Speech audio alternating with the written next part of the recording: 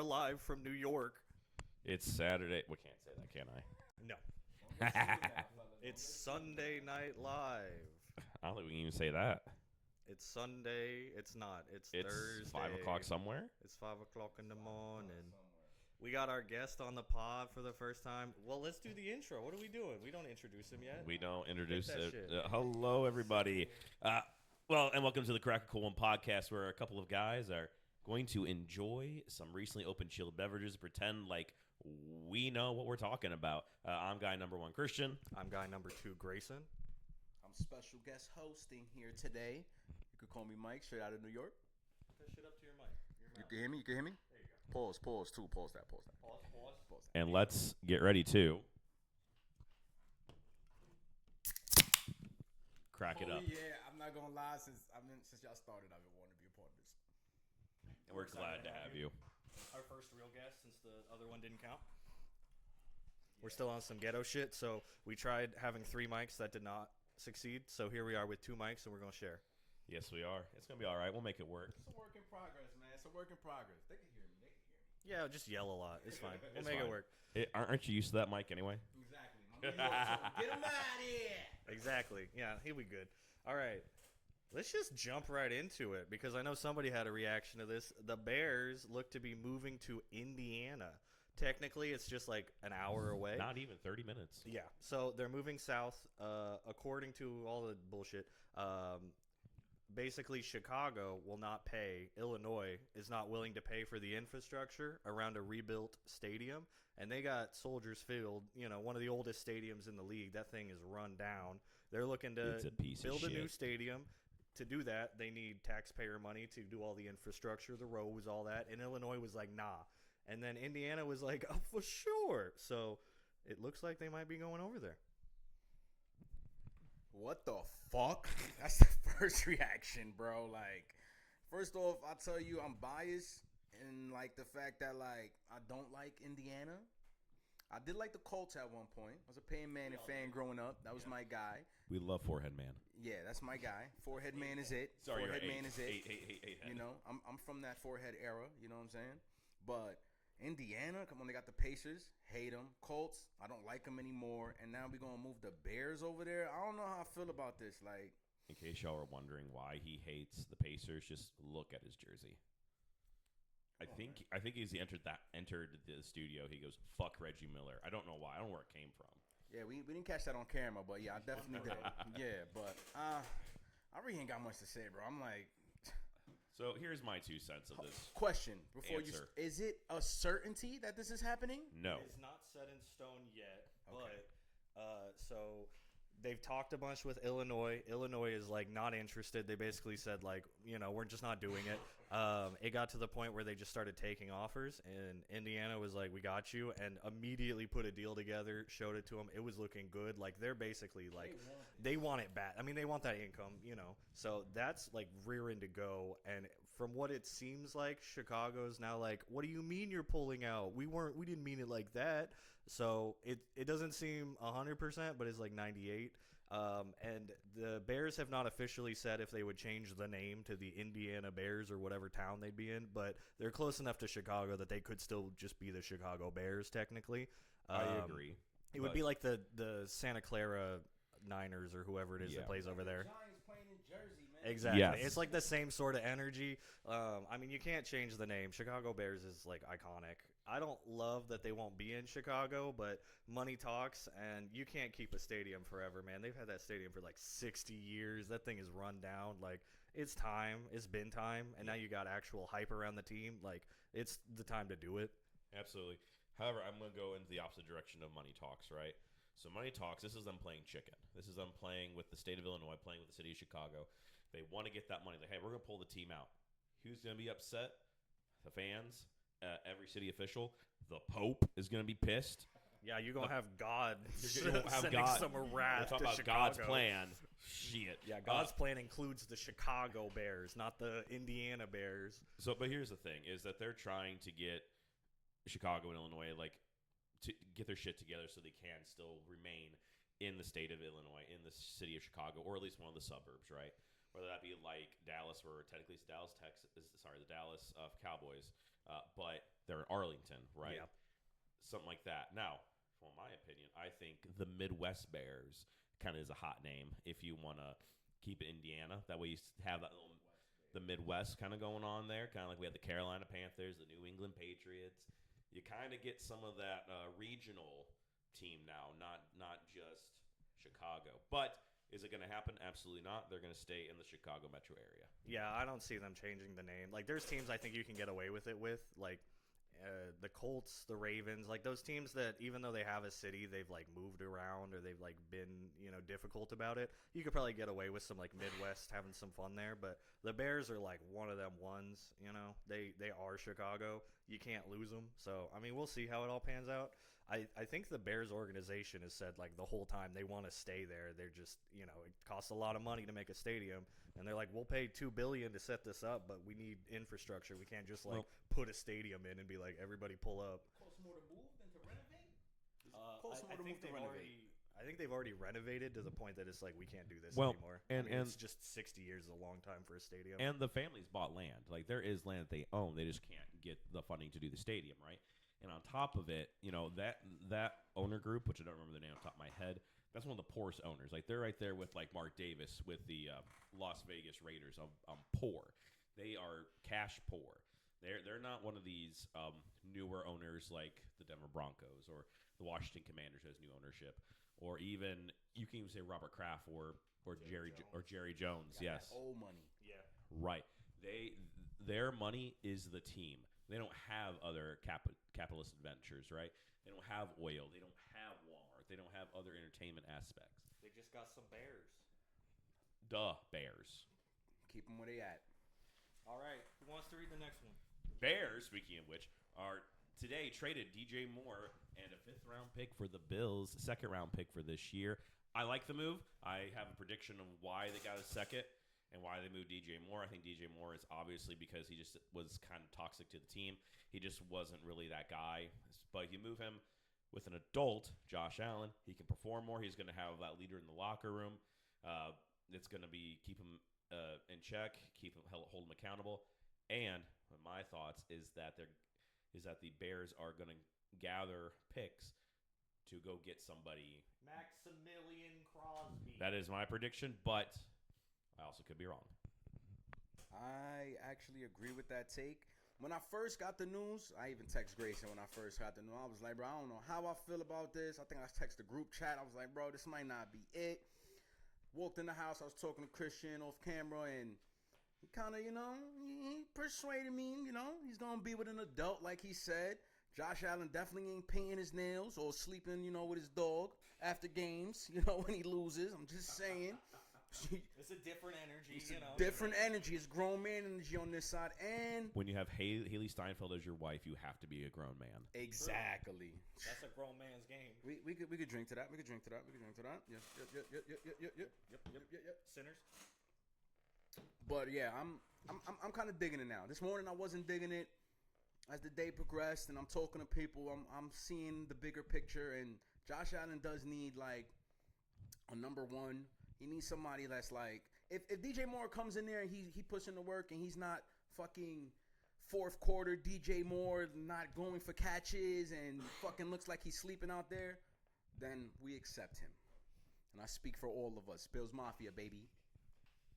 Please don't jump through our table, by the way. Or do. It might be good for views. I mean, I'm pretty much of the same mind. I think this is a great move for the Bears. I feel like you got to get DJ Moore out of there, just because like he low key lost them a playoff game. That's the like look of it. High key, you can have any kind of excuse, like maybe the play exploded. I don't know, but ultimately the perception of it is he lost that playoff game, so you can't keep him there.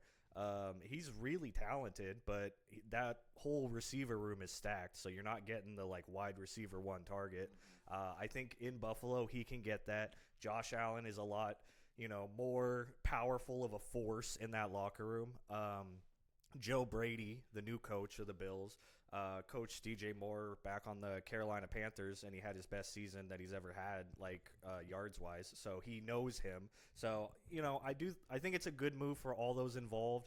I think the Bears kind of like they kind of scalped him on that second pick. I think maybe other teams wanted him too and drove up the price, but I don't know about a second pick personally. Correct. But, I think we've seen other cases of that, like David Montgomery. We're seeing that right now with A.J. Brown, and they're basically asking for, like, multiple ones. Like, once the price starts to go up and that stock value is really up, it's hard to get someone for cheap. So he was going somewhere. The Bills need him more than a lot of other teams, so I do like the move, especially with the free agency looking, like, kind of scarce for great wide receivers. It's looking like it's just going to be probably Alec Pierce and then, like, Wandale Robinson maybe. Because Pickens got tagged, so, and I guess technically Stephon Diggs, but we'll get to that. Yeah, it's a big thing. Real quick, sidebar. When Josh and the Bills were at the Texans and we were there was many times I screamed at him that he's just jealous that Haley won't spit in his mouth every time he got sacked. I don't know if I'm proud of that, but I like Josh. I love Josh as a quarterback, but when he gets sacked by Danielle Hunter or one of the other guys, I say stupid shit. I spit in his mouth. He was standing there on the sideline. We kicked that field goal to win the game last year, and I went, and I slang that thing all the way into his mouth, and he went, gulp. That was a beautiful, beautiful game, by the way. Yeah, it was. It was I will fantastic. say I hated that CJ threw the pass to Nico, and he got injured on that touchdown. I hated that. Yeah, I hated that, but I did like that we were sitting right next to the uprights and got to see that beautiful MVP Kaimi Fairbairn kick that shit through. But anyway, back to this year. Next up, we got Trent McDuffie, another trade. Traded from the Chiefs to the Rams for their second first, the 29th overall pick, a fifth and a sixth from this year, and a third from next year. I actually love this trade for all those involved. These are the kind of trades you have to make if you want to be a perennial playoff team like the Chiefs are trying to be. You don't get to hold on to everybody all the time and get sentimental. Like, Trent McDuffie is, like, probably the best player on that team right now other than Patrick Mahomes, but you can't afford to pay him, and that contract's coming up. So trade him when you're low, get a bunch of picks, recharge, and then you can hit shit running. I think they should trade Chris Jones as well, but they probably won't because that's a sentimental one, and his stock is, like, kind of middling. He's had some tougher years, and he's older. You're not getting rid of Kelsey. At this point, he's going to retire there. So you just got these really expensive guys that, like, aren't really it anymore. You kind of got to draft really well and then release that talent somewhere else for value. And I will say, obviously, Trent McDuffie's like one of the best corners they've had, but they have trained up some great corners consistently. They have a good eye for corners in the draft, or they have a good program for training corners. So, like, it's not going to be a huge deficiency, even if they can't get to that same level. I think if you get a good corner in this draft, and there's some good ones, then you can, like, get to a comparable, like, we're good even if we're not great, and you got more shit to play with on top of that. It just kind of shows you that Spagnuolo is, while he may not be head coaching material, he's definitely a great teacher, a great leader for that defense, and his staff is as well, trying to put it together. Before I kind of go on my little tangent, I would like Mike to do his little tangent. Oh, of course. I ain't got much to say. I was really going to agree with, say everything Grayson said on his take here. But if I could be like a devil's advocate, I would say, what's that, 4 picks for this man? For one of those, a first rounder. I will say that's one of the best corners in the league, though. I mean, he was totally worth it. And he traded to the Rams. Yeah. Hey, again, I'm devil's advocate. Too many picks for that man, bro. Too many. Here, let me talk to him. I got one more thing to say before Christian starts talking. I didn't really mention the Rams side of this, but they are in win now mode. You got Stafford for a year, best, like maybe 2, but you don't got him forever. So at this point, like, you got to win today. Trade those picks. You already got another first rounder, so, like, you don't even need that pick. That's towards the back end of the first round. And they've shown to do this a lot, where they'll trade away a lot of their first round picks for great talent, and then they get great talent late in the draft with, like, a Puka in the 6th round. Like, you can't always rely on that, but they've shown they can do it a lot. And I respect that, like, way of GMing. It's not the same as, like, the Eagles, who just draft really, really well. They're kind of going the reverse. They're like, we're not going to worry too much about the draft. We're going to get these great players now, trade around, make those moves, and then we try to strike gold on some of the later ones. Maybe we do, maybe we don't, but we keep that, like, the train moving through the station sort of thing. I think this really truly shows that the Chiefs are in rebuild mode. which is not a bad thing. It needs to happen. It needs to happen before Andy Reid retires and kind of puts Patrick with somebody new who might not be as competent as Andy Reid. This gives, I think, Patrick the best chance to win another Super Bowl in the future if he does. Though 3 isn't bad, let's be honest. I'll take 3. Shit. I have 0, but I think this truly shows that the Chiefs have accepted their fate and they are ready to see reality and put the effort back into becoming a whole team because they need a lot of help, right? Their wide receivers are children. Mm-hmm. I mean, for crying out loud, how many speeding tickets, how many dumb things can you do before you get cut? We'll be talking about another one here soon. Yeah, exactly. I mean, they need running back help. They need offensive line help. They need so many things. I think getting the picks is great. I do agree that the Rams, and they had a shirt at one point that said, fuck them picks. Yeah, I think they've only used like 3 or something of their last 10 first-round picks. Oh, yeah. Crazy like that. And they just trade their first. They've always been in good position. Well, and they still have one this year, so they didn't even get rid of both their first rounders for this guy. So they're still in a great position, right? So I think that this is a great pickup. The weakness of the Rams has been the secondary, and this kind of shores it up. Secondary and obviously special teams, and I think they're going to shore that up in the draft and free agency. Get a much better coordinator for that side of the ball, or the third stage, if you will, and they're going to be good to go. I think next year honestly the NFC West is just going to be a juggernaut, even without Arizona being the little brother in this division. It's going to be so hard.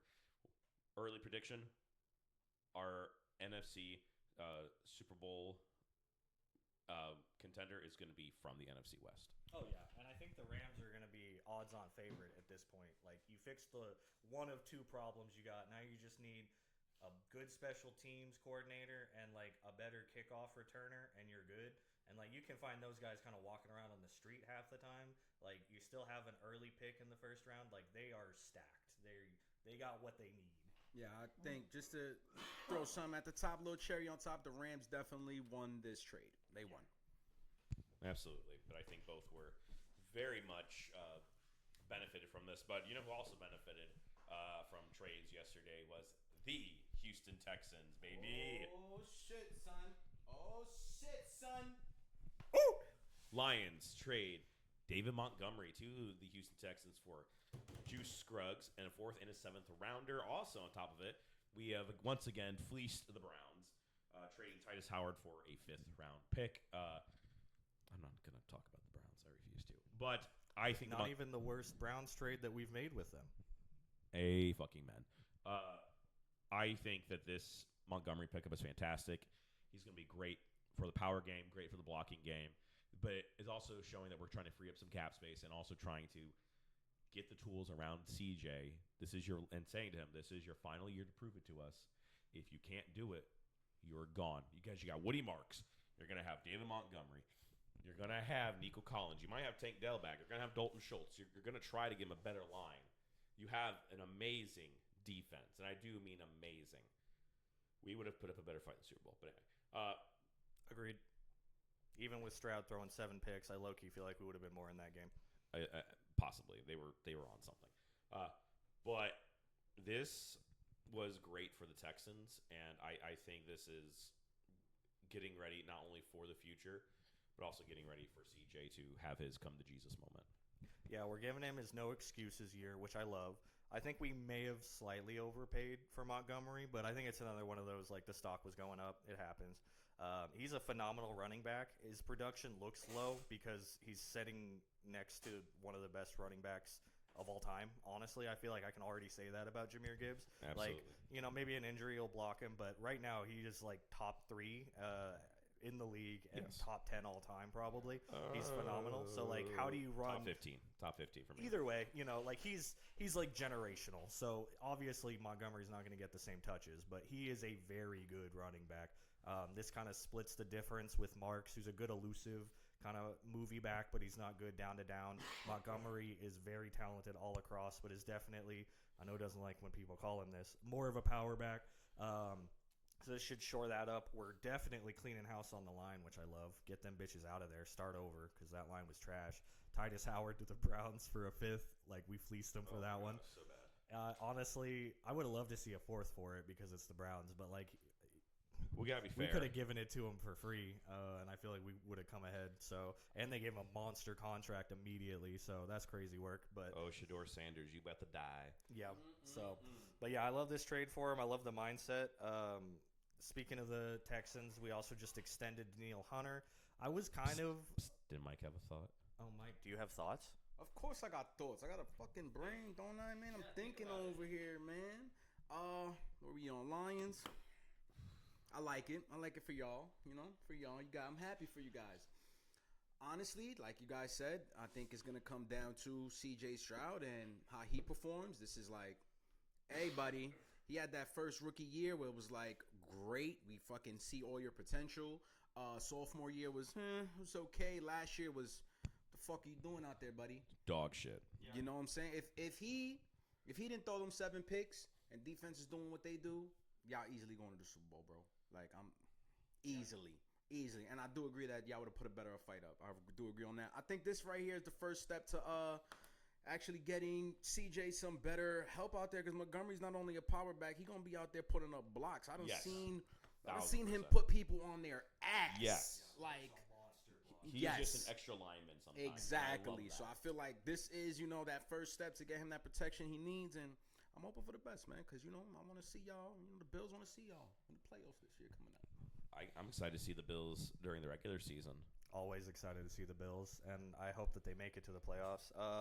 Anyway, I also do, before I even talk about Danielle Hunter, last thing on Montgomery, last season he had my favorite running back clip I've ever seen in my life where he caught the ball and someone was charging at him and he just headbutt them to the ground and then kept running. This dude's a monster, bro. I love Montgomery. I would just want to point out he averaged 4.6 yards a carry as the backup. Yeah. So I mean that right there, you give it to him 3 times, he's got a first down. He could easily be a 1. Yeah, yeah. He's a 1 He on is 90% our 1. of teams. Like, he is our 1 now. I think on any team but the Lions, basically, he's a 1. Like, he's not better than, like, Bijan Robinson or whatever. No. He is a top 10 running back in the league. He's just not, like, top 4, top 5 or whatever. But he's very, very good. Yeah, I think that's a great pickup. But speaking of great pickups, or re-signings, if you will, Danielle Hunter was just signed to an extension, and that is exciting. That is very exciting. I have been of the mindset he's 30, 31. He's due for a bigger contract. I was kind of the mind of, like, let's trade him while his stock is at its highest. Not because he's not good. He's extremely talented. But just, keep that value rolling, and then you don't have to sign the monster contract when Will Anderson Jr. is about to sign a monster contract. But they opted to extend him, which is a little better on the cap space. I think that's a great idea, especially when you're in, like, win now mode, which we kind of are. We're about to have to pay CJ if he proves it. Maybe. So, I liked it. I like it a lot. I think he's definitely earned it. He's one of the best edge rushers in the league. He's not Myles Garrett. He's not Will Anderson, but, like, he's phenomenal. So I think he's definitely earned that cash. Absolutely. I think also an extension shows that he's being team friendly, that he is he's not in it for himself, he's in it for the team. He knows he needs his money, but he's like, hey, I'll take my extension, then we'll talk about next year. It's a good extension too. I think I just saw it was like 40 mil or something like that. Over how long? 40 mil for 1 year. I Oh, think it was 1 1 year extension. Yeah. So it's basically a do or die, man. Yeah, definitely. And I think if he proves himself, he'll get some more money next year. Absolutely. Going back to the Bears, their center at 27 years old, Drew Dahlman, retires after 5 seasons. This is a little questionable and whatnot, but, when you're not feeling it anymore, you got to sometimes crack open that can of worms and right off into the sunset. No pun intended. We got this. He's the professional here. I just show up. Man, I was really surprised about this. Like 27, I thought he was like 30 for some reason. I was like, 30, what's he been through? I really don't know why. They haven't even released anything saying why. What was his decision behind it? My first thought is some, like, maybe, off the field stuff going on that he got. I don't like to assume, but I really can't. I can't call it, man. Maybe he's done. Maybe there was enough. What was it, 5 seasons? Maybe he was got the fucking shit hit out of him too many times, man. I don't know. That center position is, it's what it is, bro. You're It's gonna be getting tough. hit every single play. You're getting bodied. So Not everybody is Jason Kelsey. The last exactly, seasons. exactly. So maybe 5 seasons was his threshold. He hit that threshold and he understood that, which is good because a lot of players don't understand it and they continue to thinking they still got it and they out there looking like Brett Favre's last season. You have some Amen. thoughts on that, Mike? Amen on that. I fully agree. And more power to him. Whether it's like injuries stacking up, just the body wearing down, or just like something off the field. Like I don't think there's anything wrong with guys making it to the NFL and like not being those like Aaron Rodgers, I'm here forever. They're just like, let me get my bag. That's generational money on one contract. And like, my body's banged up. Those linemen take a beating, especially at center. Yep. So if you're like, I'm 5 years in, I've made enough money that I will never have to work again and my kid's good to go. Nothing wrong with that. Plus, after 5 years, you get your retirement stuff. Yeah. You're fully vested, and you also have insurance for like another 5 years or so. Yeah, that's why Phillip Rivers came back. Part of the reason of him is 25 kids. Yeah, so I respect it. He definitely could have kept going from everything we've seen. A very talented dude. It leaves a gap on that O-line that was very improved this year. So that is a surprise they're gonna have to deal with. But good for him, and I wish him the best. Absolutely, but I think also it opens up for Linderbaum. For another place for him to go. Maybe. He was offered a huge contract by the Ravens. The problem is that his agent's negotiating style has been not responding. So I don't think we really know what his intentions are at this point. Yeah, it seems like the agent just dead-ass ghosting him and just being like, that's not enough is the assumption. But it's like, we don't even know. So that's why they said it's taking so long, but they have every intention of keeping him there, and I wouldn't be surprised to see them tag him if he's not willing to sign a deal fast enough. But who knows? I mean, that's not a guy you let walk out the building. Very expensive if they tag him or Very sign true. him. You have to worry about Lamar's going on to his next contract, and he's getting ready to sign and everything. And He gonna want a bag too. He Lamar will. don't care about the wins; he cares about the money at the end of the day. yeah, that's the thing. But I think that does open up another spot for Linderbaum if he leaves. I'd prefer him to come to Houston. But I think he'd probably be more tempted by the Bears just because of their offensive scheming with Ben Johnson coming off that high of last year and everything like that. So I think that is a possibility. But we still have a lot of fucking news here. I'm just gonna rattle off some of them that are like less talk aboutable. Juwan Taylor was released. Woo. Kenneth Walker was not tagged, so he will likely Ruh-roh. be heading to free agency. You don't want to be there. Yeah, it seems like, after the parade, the GM? the GM for the Seahawks came onto the stage and was like, K3 just tried to talk to me about his deal, his contract. It was That's a little crazy, weird. right? It was a little weird. Wild. That's wild to talk about it like that. I don't think he's sticking around, so it's a little crazy to dump your Super Bowl MVP, but at the same time, it's not like he's like the craziest running back of all time. So we'll see where he goes in free agency. Alec Pierce has said that he is just going to test free agency. He was interested in what was going on with the quarterback. It's still kind of a mess over there, even after they made some moves, so he's just like, fuck it. Where y'all think he gonna end up? Alec Pierce, I think honestly, my big spot for him was the Bills until they made this trade. At this point, But it's still a possibility. yeah, they could still grab him. I think he's a very good 2. He could be a 1 for a lot of teams. So honestly, I think he is the best wide receiver in this free agency because Wandale Robinson is kind of niche. He's talented, but he's got a specific thing he does. Where Alec Pierce is like a small tight end. The dude's huge, but he kind of moves quick. He catches well. Like, you can do a lot with him. So I think there's a lot of landing spots. The Titans, the Raiders, the Chiefs. Like, I think a lot of teams will be jockeying his stock up. I have a thought. The 49ers, just because they have aging stars. They have a lot of guys that are beat up every single year, whether it be electromagnets or the fuck it's going to be.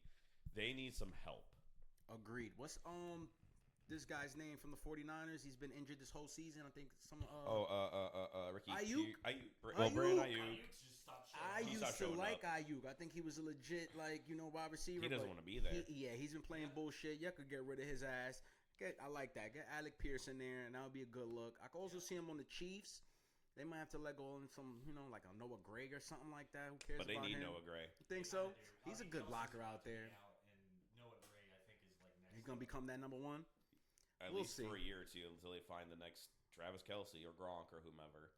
But I could definitely see him come to the Bills, man. Bills Mafia, man. He already was wearing the blue. It's a little, you know. It's not that much different, right? Exactly. So, real quick, because I'm a glutton for pain, Trey Hendrickson not being tagged. Here's the camera. Cincinnati.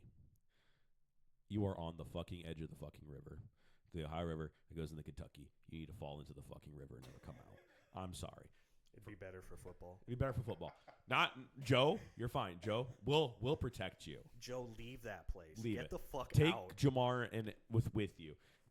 Guys, this team is one of the biggest poverty franchise in this entire fucking league. Go to the Vikings. Christ. Whatever. The fact that he didn't want to be there, you forced him to be there, essentially. You took forever to sign this fucking rookie, who is trash, by the way, as we talked about in the past. And the fact that you couldn't even crack his interest into staying. You fucking suck. He's going to go somewhere, and he's going to be one of the best defensive players, whether he's starting or coming off the fucking bench because he's 30-something fucking years old. But you know what? He's still going to do a lot more than you ever fucking did with him, you piece of goddamn shit. I would just like to point out, when you have a player and you've got him on contract, your options, you could give him another contract, extend him, stuff like that. You can tag him, keep him in-house while you work on it, or you could trade him. Instead of any of those options, the Bengals opted to say, see you later, and get zero value from him. That is objectively the worst option. There's no benefit here. Ricky Bobby. You should have just tagged him and then traded him. That is always an option. You can just do that. A sign and trade, for fuck's sake. Someone takes his fucking contract. Yes, like I it's don't so give a shit. easy. Get value out of the players that you have in the building. I just got the notification from ESPN. Oh, let's go, Daniil Hunter. Earn that bag. But that's Trey Hendrickson. Sorry, Tyreek Hill. It was disclosed that he is likely going to require another surgery based off of what they're saying. It's a bunch of medical stuff. I'm not going to pretend to be a doctor for y'all, but ultimately it seems like the specific thing that happened to his leg will affect his athletic ability into the future. He's going to need another surgery. There's more healing time, and it's one of those injuries where you don't ever move quite the same. His biggest thing is speed. That is likely going to be different moving forward. On top of him being released from the Dolphins these past couple of weeks, I don't even know if he gets picked up. If he does, it's probably towards the end of the season, and he may never play the same again at this point. I think Tyreek Hill's done with football. I wouldn't be surprised to see him retire, honestly, because I just don't know that he comes back and looks any semblance of himself. And he, loves Miami. I don't think he wants to leave, not because of the team, but because of the ladies. So I really don't see him coming back. And if he does, I think it's going to be one of those, like, man, you should have stayed gone, because it's going to be sad to watch. Like, I just don't think he can move the same. And when that's 90% of your game, like, what are you going to do? Disagree with both of you guys. All right, I got hopes for my boy. Lay it on us. I got hopes for my boy Tyreek. One, I say he do got some landed spots. Like you noted, he does love Florida. He does love Miami. What's down the block? Oh, let me look. The Buccaneers. You could go over there. You still be in Florida. Still got your boat. Still got your little women over here. I want to interrupt you for 1 second. Let me hear it. You really want Tyreek and Baker Mayfield in the same fucking locker room? I didn't say I wanted that. I ain't say I wanted that.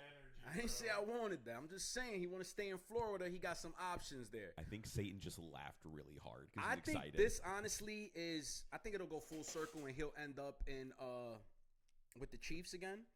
I think him leaving, he chose money over championships. He felt like, oh, I won one. Fuck it. Let me go get the bag, which is cool. Go get your money, man. I respect that 100%. And I think he had more of he really believed in Tua. Yeah. At one point, I think we all did at one point. We were like, Tua could be it. he looked like an it factor at one point. I think Tua had moments. He was one of the most accurate passers in the league. He's just gotten 17 concussions since then. So, like, yeah, he's not the same man. But, like, you can't hate him for being, like, believing in the Tua project. You can't hate him for getting the bag. Like, I respect the road here. I think if he wants to go back to the Chiefs, he's got to take a substantially lower deal. 100%. And that might be all he can get with, like, the questions around the injury. I don't know that he's getting that, like, wide receiver one contract, he's not. especially not, No like, matter fresh where out. he ends up, he's not getting. Don't ask for no max contract, bro. You're not getting. That's not happening if he even comes back. We'll see what kind of player he is. He could end up just being that, like, Cooper Kupp. What's his name from the Chargers? Keenan Allen. Keenan Allen. That, like, third down, always catches the ball, gets those clutch grabs, but is not, like, sprinting down the field anymore. But the problem is Cooper Kupp and Keenan Allen have accepted that. And because of that, Cooper Kupp has won 2 rings now, 2 separate teams. Tyreek Hill is more like... He got that ego. He's got the ego. He's more like Odell. He's more like Terrell Owens. He's more like Ocho Cinco. He's more like a Dez Bryant. He has more of that mentality where no matter what, I'm that guy. Yeah, I'm always open. Yeah, exactly. And you can't have that after a major surgery. You have to humble yourself. I don't know if at this time he has that capacity. I think if he takes his time with it, doesn't really rush, he has like some shot. Again, I'm just hopeful for the man, bro. Like, I really like him as a player. Sure. But I think if he just takes his time, he's not going to be the same. Maybe he will, God willing. Who knows? But I don't see him being the same, but I do still see him being a threat. And hopefully, he could go out there and get some fucking yards, man. Somebody. If he can humble himself and be like, I'll come at the end of the season, go win another ring, and then retire into the sunset, that'd be perfect for him. I like that. Yeah. But I just don't see the ego allowing that. Maybe he has a talk with God and his 32 children, and they all come to an agreement, and he decides to, get that one more ring. But who knows? Him and his choir of children, you mean? Speaking of the Kansas City Chiefs wide receivers, my Rashee Rice has yet another assault charge. He, I believe, beat the fuck out of his girlfriend or wife. At this point, I mean, he was kind of already at the point of, like, you can't rely on this man because of the numerous off-the-field issues. Like, if I was the Chiefs, I would cut him. He is very talented on the field. I will not deny that. He is their best receiver. Will not deny that either. He is not worth this amount of nonsense. The bad PR, the free Rashee Rice shirts, which in hindsight is insane. In the moment, it was insane. Like, it's not worth this. He has shown that he is a bad dude, allegations or otherwise. I don't know, I'm not going to pretend to know what actually happened in this circumstance, but when it happens like 10 to 15 times that someone's getting these sort of allegations and charges, like, something's going on. He's likely to get suspended again. He's likely to just, kind of fade off into the sunset and be one of those, like, you just made too many bad choices kind of guys. But yet again, the Chiefs have to figure out that receiver room, and Rashee Rice is not someone you can lean on. Rashee Rice. Let me tell you something, Rashee Rice. Heart to heart with a man. You got baby face Mahomes in the locker room, bro. You can't be smacking bitches, man. What's up with you, bro? You want America's team. Exactly. Like, what's up with you, man? I don't even want to get into this, man. I'm just going to say the best ability is availability. If you're never available, then what can we do with you, sir? Especially when you're smacking women off the field, my guy. Come on now. Maybe if it was a guy in a bar, us fellas would have more respect for you. Like, yeah, we get it. But come on, man. You're smacking your lady. You got me dropping pens and shit, bro. Come on, man. Get it together. This is the real man-to-man talk. In case your father hasn't done it yet, listen to this man. Yeah, come on, Rashee. Come sit down. Come take a seat. We're going to have to talk by the fire. I mean, we're not the pivot, but you know what? We'll sit and listen to you. It's time to have your fucking pivot, brother, because this is insane. But, like, my God. He's young too, right? Yeah. Yeah, no, I believe he's still on a rookie contract. Rookie contract, under 25 years old. Yeah, that's crazy. Like, The money has gone to your head. Absolutely. Like, maybe you weren't that good of a dude before, but, like, if you want to have any semblance of a career, if you want to ever do anything else, like, you got to quit the extracurriculars, brother. So money always shows you who that person really is. Amen. 100%. So if they're a good person, doesn't matter how much money they have, they will still be a good person. They can hide it, they can mask it when they don't have money. But once they have money, they're really shitty to people. Then they've always been a shitty person. Just masked it. This man's not masking shit anymore. He has got the money. He's got the bag. I mean, is there a lot to do in Kansas City? Absolutely fucking not. But there's better stuff to do than this. Come on now. Absolutely. Myles Garrett just got his like 9th speeding ticket in Yeah. 8 years. Like that's the kind of thing where I'm like, yeah, you're in fucking Cleveland, bro. Like I get it. I get Avon it. Lake, man. There ain't What much are you to gonna do? Speed around, drive You can- 100 miles you an can hour in only your go- crazy You vehicle? can only go to the Rock and Roll Hall of Fame so many times. I Yeah, fucking get like it, man. I get it. So that's one thing, but like beating the fuck out of women, doing all this heinous shit that he is on nonstop is just crazy But work. the problem I have, one, yes, is the abuse of women. You can't be doing that shit. Can't abuse anybody. That's not okay. But especially when you're a man of power, you're not the biggest guy, but you are a big He's an man. athlete. He's though. an You know, athlete. like he's exactly. he's gonna have a leg up on just about anybody. But my thing is, what is the Chiefs organization doing? They've allowed this man to still be in their organization. They've allowed him to come back. They have players like Free Rashid. It's like, no, you need to stop hanging out with Jackson Mahomes. You need to stop fucking doing. I don't know if you're actually doing that. Yeah, stop it. Hang out with Patrick. Because even then, I don't know much about Patrick. But at least he's a family man. He does try. He's getting put in the work. I know he's rehabbing right now. see this type of shit about Patrick. You no, don't. I don't think Patrick thinks about anything but football. Not even his family, and that has its own problems. But like, he's not doing this crazy shit. By the way, so- the John Elway documentary on Netflix showed you what you do when you don't take care of your family, amen. and it's a fantastic documentary. By the way, Yeah, it was very, very. If you haven't good. seen it yet, Mike, recommend. I have not seen it. I'll check it out. Recommend. Yeah, recommend. highly recommend that one. Yeah, Yes, sir. Netflix. All But- about Elway. But my thing is, you've had so many incidents with Harrison Butker, Kareem Hunt, with Rasheed Rice, even Xavier Worthy. I think had some issues at one point. Yeah, I believe he also had some charges. And like, I respect that Andy Reid, he talked about it in the Chiefs documentary, the Chiefs Kingdom thing. He was like, I always want to give guys that second chance if I see good in them. And I respect that energy, but like on the third chance, my guy, Brother. like we can't just keep being like, no, he'll get better. He's showing a trend. You got to stop being these guys' grandpa and start being their coach. Yeah. I like that. Amen. I like that. Ooh. That's all I got to say about that. Be their coach. I like that. Next up, we got Brees Hall for the Jets. I want Mike to start this one. Yeah. Here you go. Why y'all keeping this man hostage? Dead ass. He in the basement of the Jets. Why are they keeping him hostage? Hey, Mike, the camera's right there, sir. You just let him know. Let him He's have it. voiced his opinion publicly. He don't want to be there, bro. And then, like, what he gonna do? He gonna tank? He gonna tank, and then what's gonna happen? Nobody gonna want to give him max money next season. Come on, man. Jets, I understand it's been, fucking a million years? What was it, 1960? Fucking, I think it was number 3 or some shit, bro. Come on now. We don't wear fur coats like that anymore, Joe. Listen, I be repping all New York teams. The Jets, I have not a hat, not a shirt, not a fucking pair of socks. Nothing. Because they don't do anything right on that side. At least my Giants, they looking like, they on the come up. My Bills, you know what's up. This right here, though, man, this is a hostage situation. Somebody rescue this man, please. Call the Rescue FBI. this man. Call the CIA. Rescue him. Let me call Navy SEALs. Get my man's out of New Jersey, Damn. brother. He Woo. trapped. Yeah. I think that's the highlight of the night. We can all go home now. Yeah, honestly, I mean I was just gonna say all the same shit. Let the man free. He wants out so bad. We need free Brees Hall shirts, man. Honestly, free Brees Hall. Honestly, yes, we'll merch it. Deadass. So I know that Woody Johnson isn't this fucking smart, but let me ask you this: is he being franchise tagged for a much better trade? I don't think so because they've said Woody a Johnson's lot retarded. that Sorry, can't say that word. He's stupid. Yes, good job. He apologized. I am to so the sorry people. about that. Perfect. Disclaimer. He's sorry. I am sorry. Yeah, no, I don't think this is like a smart move.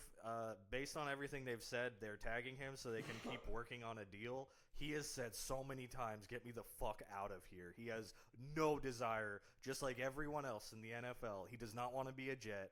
Like, I hate when the teams tag players like this and just keep them hostage. Because like Mike said, you can't just tank. Like, you can't just sit out for a season. As much as like the people will respect you, like what team is going to get you on a good deal after you've sat out for a year in protest? Like, you're fucked. So it's super shitty. I know that he's like one of 2 players left on that team, but like, come on, man, you just pick up Kenneth Walker on a gajillion-dollar deal or some shit. Right. Again, I apologize. I shouldn't have said that. My apologies. Second off, though, all his friends are gone. Yeah. All he does not, like you said, doesn't want to be there. All his friends, It's him and he Garrett probably Wilson. That's the doesn't team. Even like Aaron Glenn that much, it seems like, or it could just be Woody Johnson. I don't like nothing over there. But this is going to turn into another Le'Veon Bell situation. Who remembers that situation from 8 years ago now? Give or take, Le'Veon Bell came from the Steelers, was great, was sent to the Jets, was tagged, was kind of ass. He sat out. He was just bad when he came back. It's going to turn to one of those situations again, and that's not okay. So, yeah, free the man. Don't let him be there. Also, Jets, sell the team. Yeah, please. Relegation. Oh, my God, yes. Mike, I want you back for that discussion. Yeah, we're going to have a relegation conversation. I'll be here. So another tag, the Cowboys tag George Pickens. This one doesn't seem to be on some, fuck shit. Basically, they just don't have the money for him right now, and they couldn't get the deal together, so they tag him. Fair enough. He seems to want to be there. He don't like that though. He wants the bag, but Yeah, he wants his money. Can I say something? of course. That's why you're here. I'm not a Cowboys fan or nothing like that. I'm a big Jerry Jones fan. I know he gets a lot of. That's funny, man. Bold take. I'm here. I'm a Jerry Jones fan. This bro. is Why? something. I turned my head, and I'm not Bro, listening. he pays his players. They get paid. Everybody gets paid. And what does he get in return? Not a Nothing. damn He gets fucking thing. humiliated in the media all the time. Stop coming up here. Stop doing your press conferences. Get out the business. Bro, everybody got money. Everybody's getting paid. But can somebody win for this man just once? He about to die, bro. They won 30 years ago. He's like fucking halfway in the grave. Please, guys. I'm not even a Dallas fan. This is just football fan talking here. Wait a minute. But as a Giants fan and being part of the NFC East, where's your hate for Jerry Jones? Real quick. You know who could have won for Jerry Jones? Michael Parsons. He got paid too.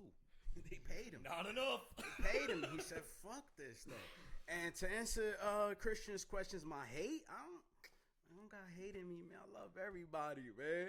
I don't like the Cowboys. I don't hate them. I don't like them. Unless But you're- Jerry Jones he's legit. I wish we had a Jerry Jones on our side in New York somewhere, man, paying these Okay. people out. That's fair, and maybe with the New York, he'd have a lot more like scrutiny. He wouldn't do all the dumb shit he does like he does in Dallas. Agreed. But I would say the only team I think you hate is Woody Johnson and the Jets. And the fucking Pittsburgh Steelers. And I feel like Oh, and the Indiana Pacers. if we got some New York viewers in here, they're going to hate this take, man. They ain't going to like me for saying that, man.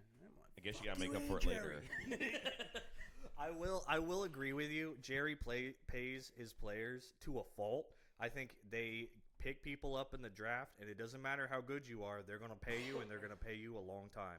And I can respect that energy, even if it's not like the way to winning football. He does pay his guys. I think, honestly, they wanted to pay Pickens, but they just dead-ass don't have the money in the bank account to do so. So they hit him with the tag and said, like, we'll figure it out later.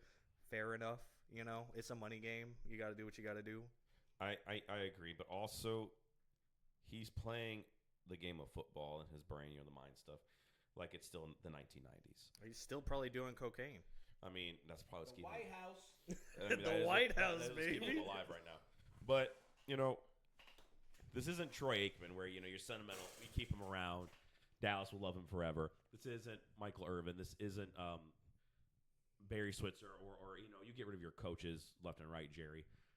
This is 2020s football, where if you want to win, you have to not love a player. Amen. Last take. Y'all might not like me for this, but the last time the Cowboys was winning, they was on cocaine. All right, it was the cocaine Cowboys. They was in the White House. Now I'm not saying do drugs. That's not what I'm saying. We do not condone that shit. We don't endorse drug We don't use. endorse drugs at all. All right, but maybe instead of money, Jerry need to throw some cocaine in the locker room. I'll end it there. I think that kind of made up for my R word. I couldn't agree more. Next up, on both of y'all. Next up, we got the Falcons. They have franchise tagged Kyle Pitts, again, because they just didn't have the money to figure it out right now, and partially because he's had like 1.5 great seasons, so you kind of can't give him that monster contract. They also will be releasing Darrell Mooney.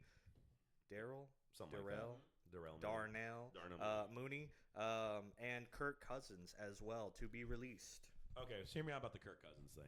Kirk, you made your money. You made a lot of money, dude. So much money. Retire. Go coach. I watched the quarterback documentary with you. Your calling is coaching, whether it be high school, college, professional. Go be a quarterback coach. Go teach. Amen. Go teach CJ how to read a fucking defense, please. Don't talk to me about CJ right now. Represent.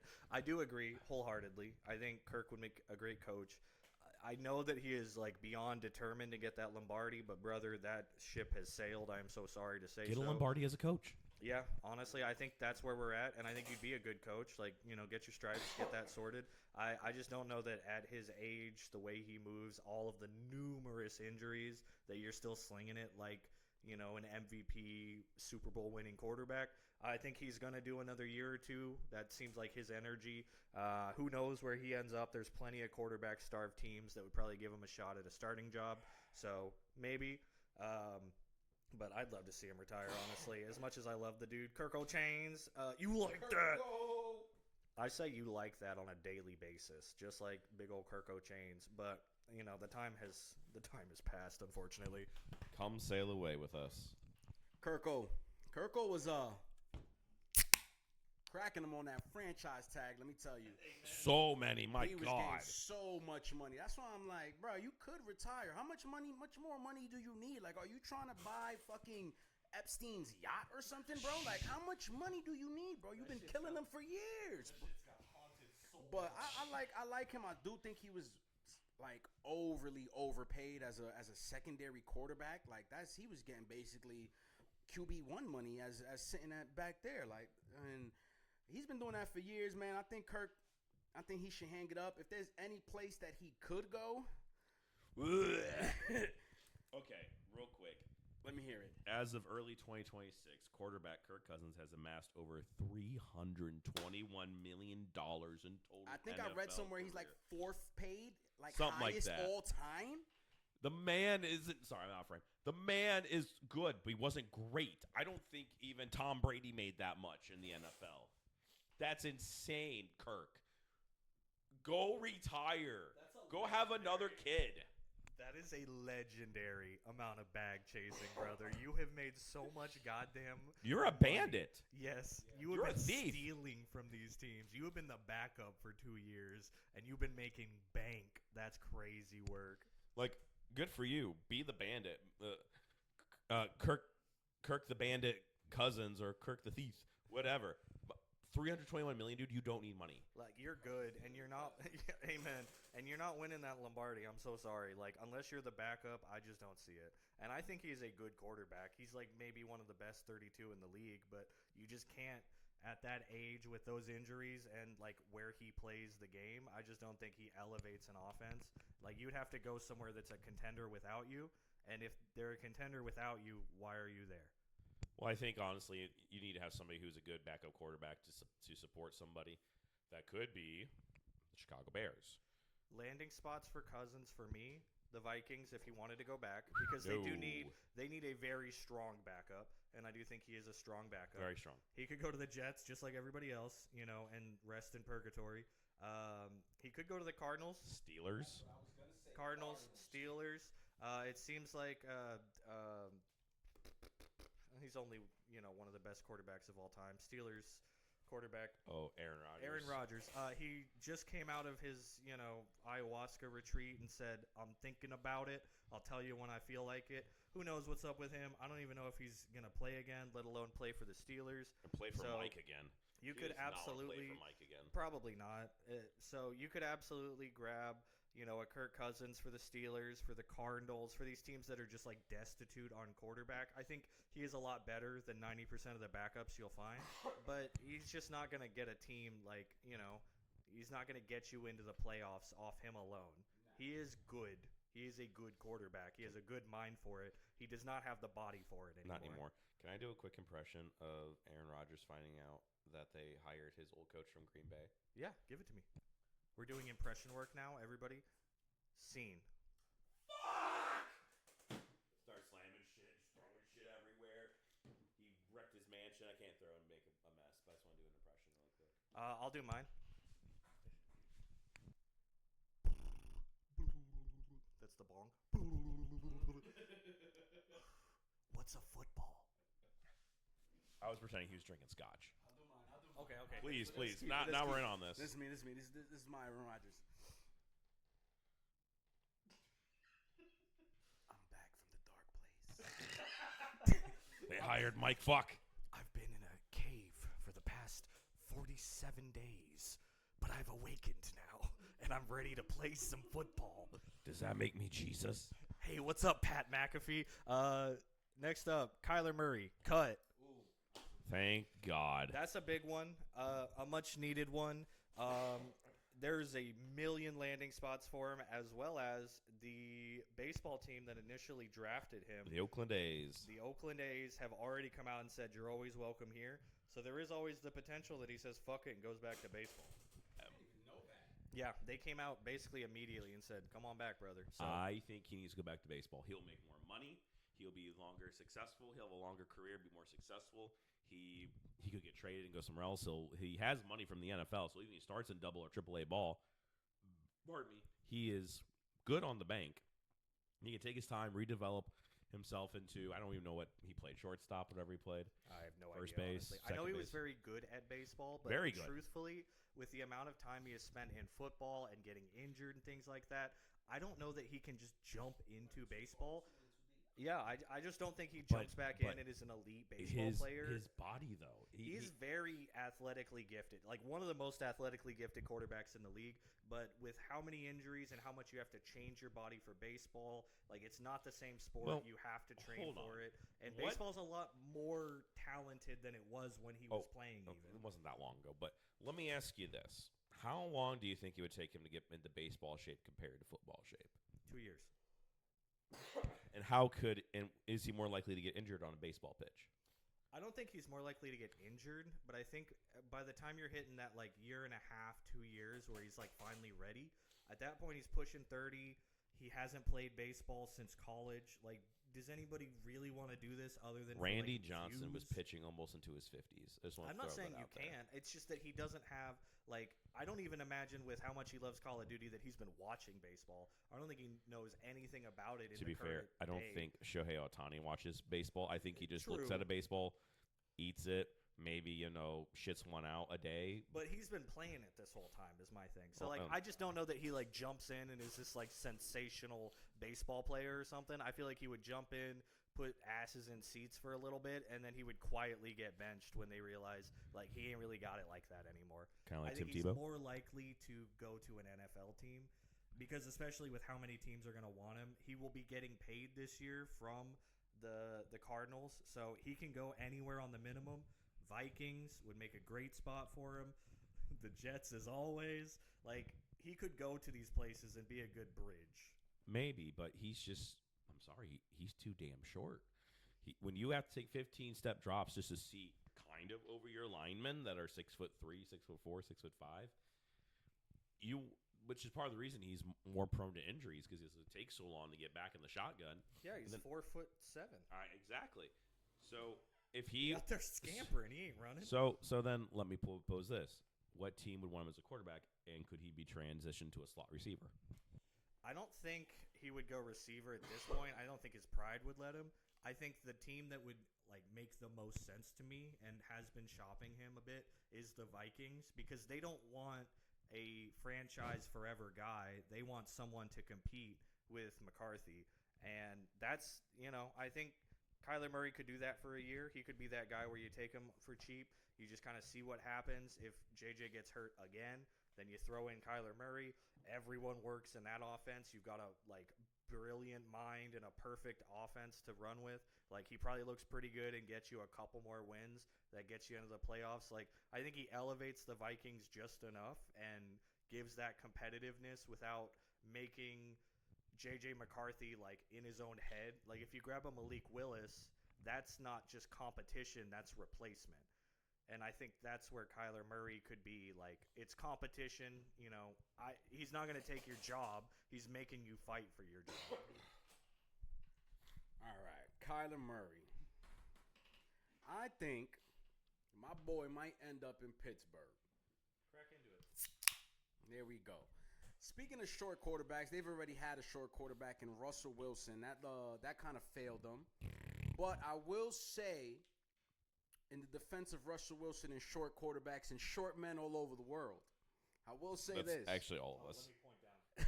We'll say this. Point too high. Russell Wilson won a fucking Super Bowl. Arguably could have won 2 if motherfuckers ain't want to call passing plays on the 1 yard line. So, height sometimes it ain't really a thing. He proved it wasn't. I think Kyler could prove it's not a thing, but again, he got to go into focus mode and really focus on himself, getting right, and stay off the games, buddy. We don't want to see you on Twitch. We don't want to see you catching 20 kills on Call of Duty with 3 deaths. We want to see you throwing touchdowns, man. Throw touchdowns, scramble, do what you do, run to the left and all that. We waiting, man. Throw them darts.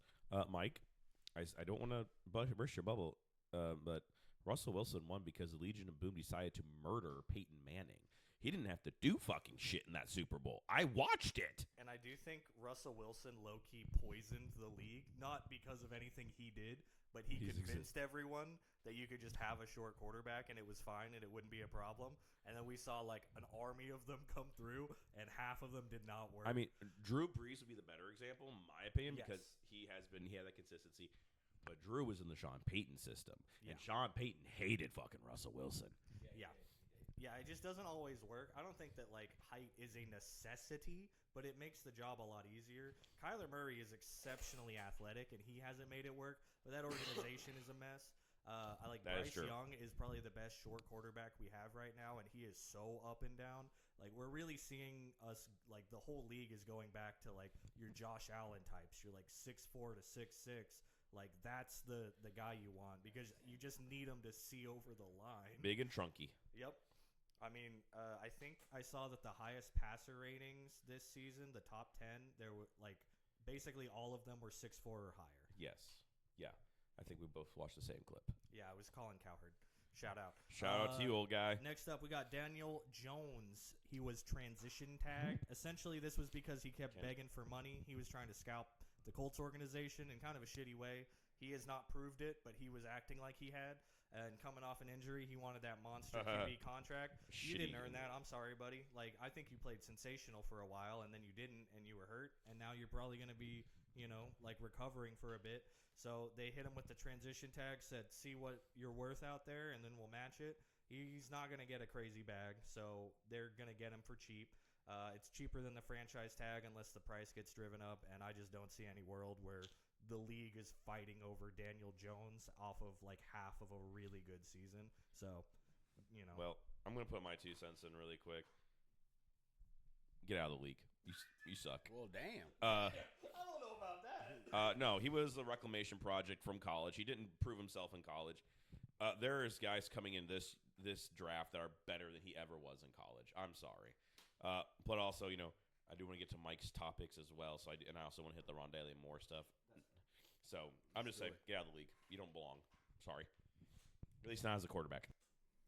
Yeah, I agree with both of you guys. I feel like he was just asking for some money, asking for more than he knows he's worth, trying to scam him a bit. And they were like, okay, you want to go there? Go see what you're really worth, buddy. And that's what he's going to do, and he's going to get some money. It's not like, we're talking millions here, people. We forget, these quarterbacks are getting paid millions. It's still like 25 million. Exactly. It's It's money, bro. It's great money to throw a football around. You know what I mean? So A game we play in the backyard sometimes. exactly. But yeah, I think they just basically told him, hey man, go get in that corner. They put him on timeout. No one puts baby in a corner unless your name is Anthony Richardson. Speaking of Anthony Richardson, he was approved to look for trades. They're trying to get rid of him. Surprise, surprise. Again, good landing spot, Vikings. But that's kind of a encroaching on J.J. McCarthy's mentality. So who knows? But the Vikings are interested. Stephon Diggs has been released from the New England Patriots. It has not been confirmed if this is because of the off-the-field allegations. Most likely. It's not like he was sensational for them. He was quite good. I think the biggest loss is the loss of leadership because he was quite a pillar of the locker room. So you got to find like a veteran guy. I don't think Drake May in his 3rd year is really going to be like the leader of that locker room yet. So you kind of got to get a guy for that. And they're going to need a wide receiver one, even if he wasn't getting insane production with how much they spread the ball around. It's a loss. Alec Pierce, anybody? Alec Pierce. From the combine, which did happen. Hold up. Let me get this. One thing before we move on. Anthony Richardson, I'm going to tell you this right now, brother. When you said you were tired, Tired, in the middle of a fucking football game, you fucked it for yourself, bro. I remember that. That's it. If I'm an owner, GM, if I'm a fucking water boy, I'm going to be like, don't pick him up, bro. And Chris Ballard is one of the more patient, flexible fucking GMs in the league. And he still allowed you to stay for one more year. Exactly. Yeah, I would have cut him immediately. That's like, go sniff your wallet, brother. Do you remember why you're here? That's crazy work. But from the combine, biggest takeaways really quick. Exceptionally athletic. We also saw one of the lowest turnouts as far as people that were invited. So it's kind of biased as far as like we had several of like 5 out of the 7 I think were the fastest in history of the combine. But a bunch of people didn't show up. So Sonny Styles and Arvell Reese, exceptional, really stood out.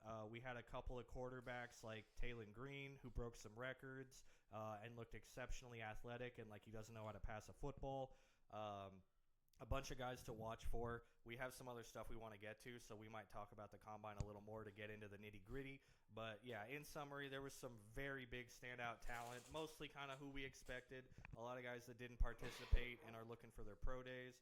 And we'll kind of see where things go. But if you didn't catch it, catch some highlights, see some of the numbers. There was some, like, really impressive athletic ability out there. Quick hot take. In 5 to 8 years, the NFL Combine will be no more, and it'll just be pro days. Highly likely, because most of them just didn't do it because the thing is you only do these exercises if you're going to be good at them. Almost no one did the agility drills.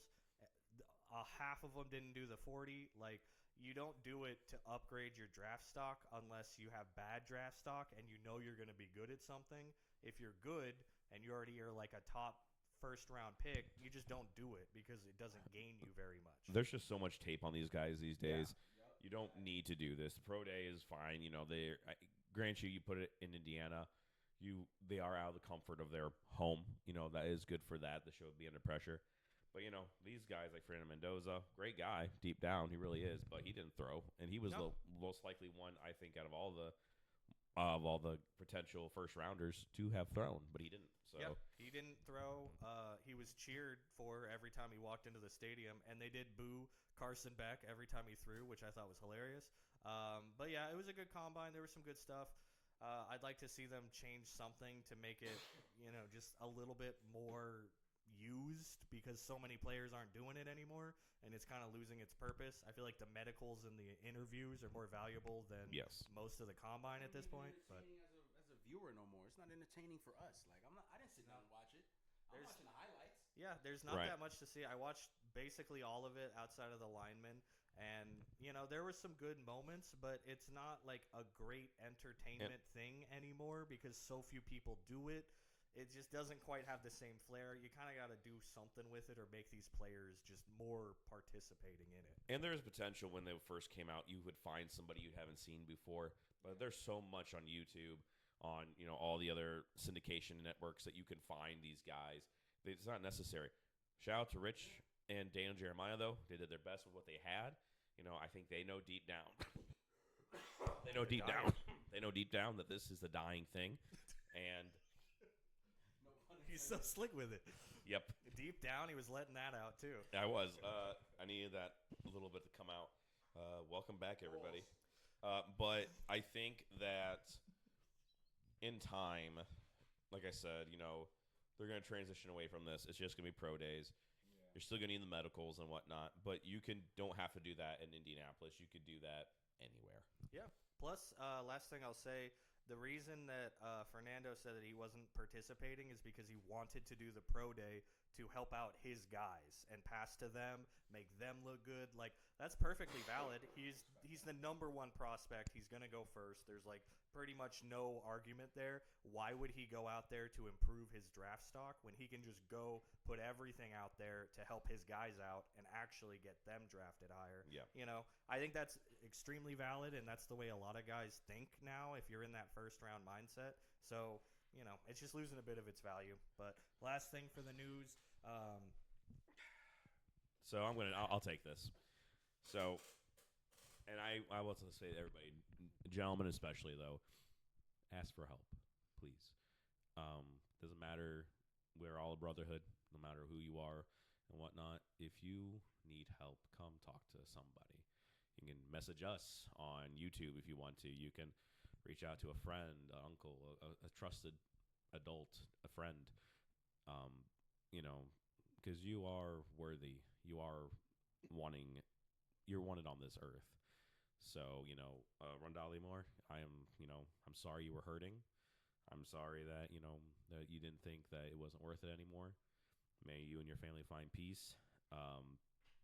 But as a general message, reach out. Someone is willing to hear you and talk to you. And just another, example of just because you're getting paid millions of dollars, it does not mean everything's great. They're essentially all celebrities. Every player in the football league, every player in college, damn near, they're all celebrities. That's a lot of eyes on you. That's an extreme amount of pressure. When you have other things going on as well, it's just really tough. So just like Christian said, don't ever be ashamed to reach out. Therapy is a beautiful thing. Medication can help a lot. Just there's nothing wrong with being not okay. It's a tragedy. We hate to see a young player, a young person, anybody, experience this. Thoughts and prayers go out to his family. We're always here if anything. If there's ever anything anyone can do, we're happy to help. I'll message anybody anytime about anything. Anything, Mike? R.I.P., man. Beautifully said, fellas. If you need the help, like they said, man, please seek it. It could be anybody. Therapy is beautiful. I've done it. It's not. If you need to talk to somebody, talk to somebody. Don't let it get to the point where you can't. That's all, man. It's more masculine to be here than to not. Yep. Rest in peace. I want to crack into some Mike topics. So, for those who don't know, Mike is definitely from the beautiful state of New York. Yes, sir. Coffee costs a quarter at the corner store. What he said. That bodega.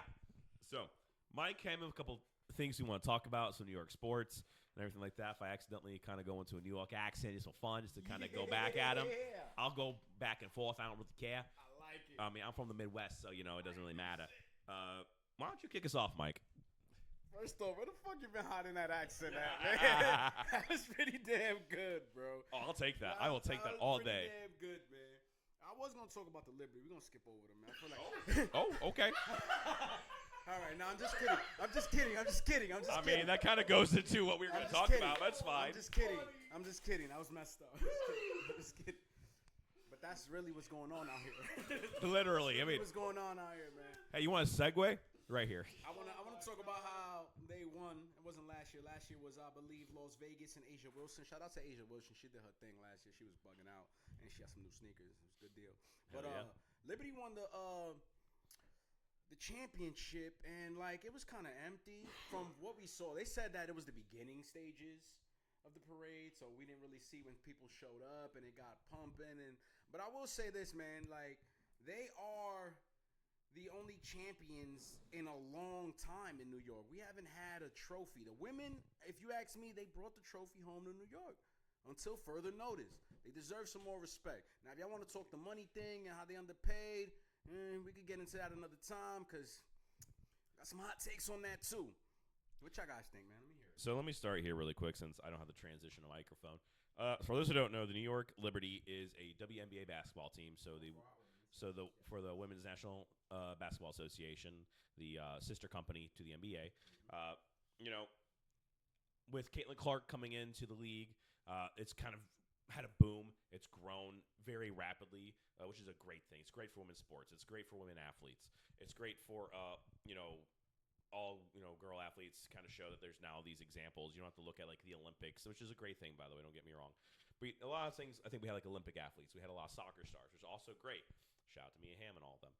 But, basketball is becoming a very popular sport with the ladies, but also being that it is also ladies, and honestly, people don't really care as much as they should. Be like, oh, they won? Great. I guarantee you, Mike, not enough New Yorkers even knew that they had won. I didn't even know until we talked about it. Shame on me, obviously, as a sports fan. But, women's sports has a very long way to go. And I'm glad this is the beginning. This is a great stepping off point, but we need to see continued growth. And I think sometimes we have a lot of stagnation, especially in the WNBA, with a lot of different personalities in it. But I think because, we still live in a certain society where things aren't as appreciated from women as they should be, this wasn't a thing. Unfortunately. Yeah, I couldn't agree more with my man Christian over here. I was down at the bodega, and I was trying That to is watch the game. most southern New York accent I've ever had in my life. I was down at the bodega. Bodega. I think I ventured into Louisiana for a second there. He's Cajun. Yeah, I mean, it's just not taken that seriously, unfortunately. Basically, no women's sport is, and that's all it comes down to. I feel like most people didn't know. I didn't know who won I still don't know who won the NBA Finals last year because I don't really follow basketball like that. Oklahoma City Thunder. And it was the Oklahoma City Thunder, and I watched that game, and I still didn't remember who it was. So, How hard were you cheering when Halliburton went down, by the way? I don't cheer for anybody's injury. All right. But Anyway. we could get into that though because with him being out, with Tatum being out, we got to talk about the ladies, bro. 1 second. I'm going straight into the man. Did it again. Oh, Damn it. Listen, man. We're so sorry. I wasn't cheering for anybody's injury. He should be coming back. I think he should be coming back around playoff time. That'd be great. If it looks good. If not, don't come back. Wait till next season, man. We don't need you out there. But yeah, it's a shame. There's a lot of financial stuff going on with the WNBA right now. I don't want to get super deep into it, but like, good for them. Strike it out. Get your fucking money. They are getting paid like shit compared to the NBA, compared to most athletes. And like, I know the viewership isn't there, but there also isn't the same level of marketing and like attempts. The world is sexist. It sucks. Gender equality. Fuck yeah, women. I love you. In many, many ways. I fucking love women. Pay them women. Pay them. I'll pay them. Shit. Fun fact. Because we all work at the same company. Fun fact. Our owner is two ladies. Fun fact. Yeah. We are a part of a woman-owned company. I like two ladies even more than one. Exactly. You heard him. Please, I love women. Please don't ever watch this. Owners, please don't. If you've made it this far, owners, please turn the video off. That would be the time. Next up, best athlete in New York City across all sports. Across all sports? That's Okay. what he had. So, Yeah. okay. I'm going to tell you what I told Mike. The problem with New York City sports is that most of them are fucking baseball players. Couldn't agree more. And the fact that y'all they've been, man. You haven't had a truly relevant athlete in probably 30 fucking years. I'm sorry. Yes, there's Eli Manning. Yes. Derek Jeter. There's Derek Jeter. There's A-Rod. But you know what? They It's all baseball. fucking hate A-Rod. Y'all love Jeter. I mean, You Eli Manning's fucking hate football. A-Rod. 1 second. You all love Big Papi more than you love fucking A-Rod. And that's saying so 'cause he played for the Boston. He played for fucking Boston. Okay, let me ask you this. Who would you pick? Would you pick A-Rod or would you pick Big Papi? Can we plead the fifth on this? My God point is fucking damn. proven. That's great. I need some time to think about that. See, man. no. You do not. If you fucking were like, it's A-Rod. But you have to think about it so you know it's Big Papi. I'll pick Big Papi just because my wife is Dominican, man. I did turn it off. Okay, thank God. Sheesh. But that's a good take. You absolutely right though. Most of our stars do come in like the form of holding a baseball bat or having that glove on, unfortunately. But we do have a new up and rising star in Jalen Brunson on the NBA spectrum. If he wins a championship, he's arguably going to be the best Knick ever. True. He will get a statue like Nick Foles did. 100%.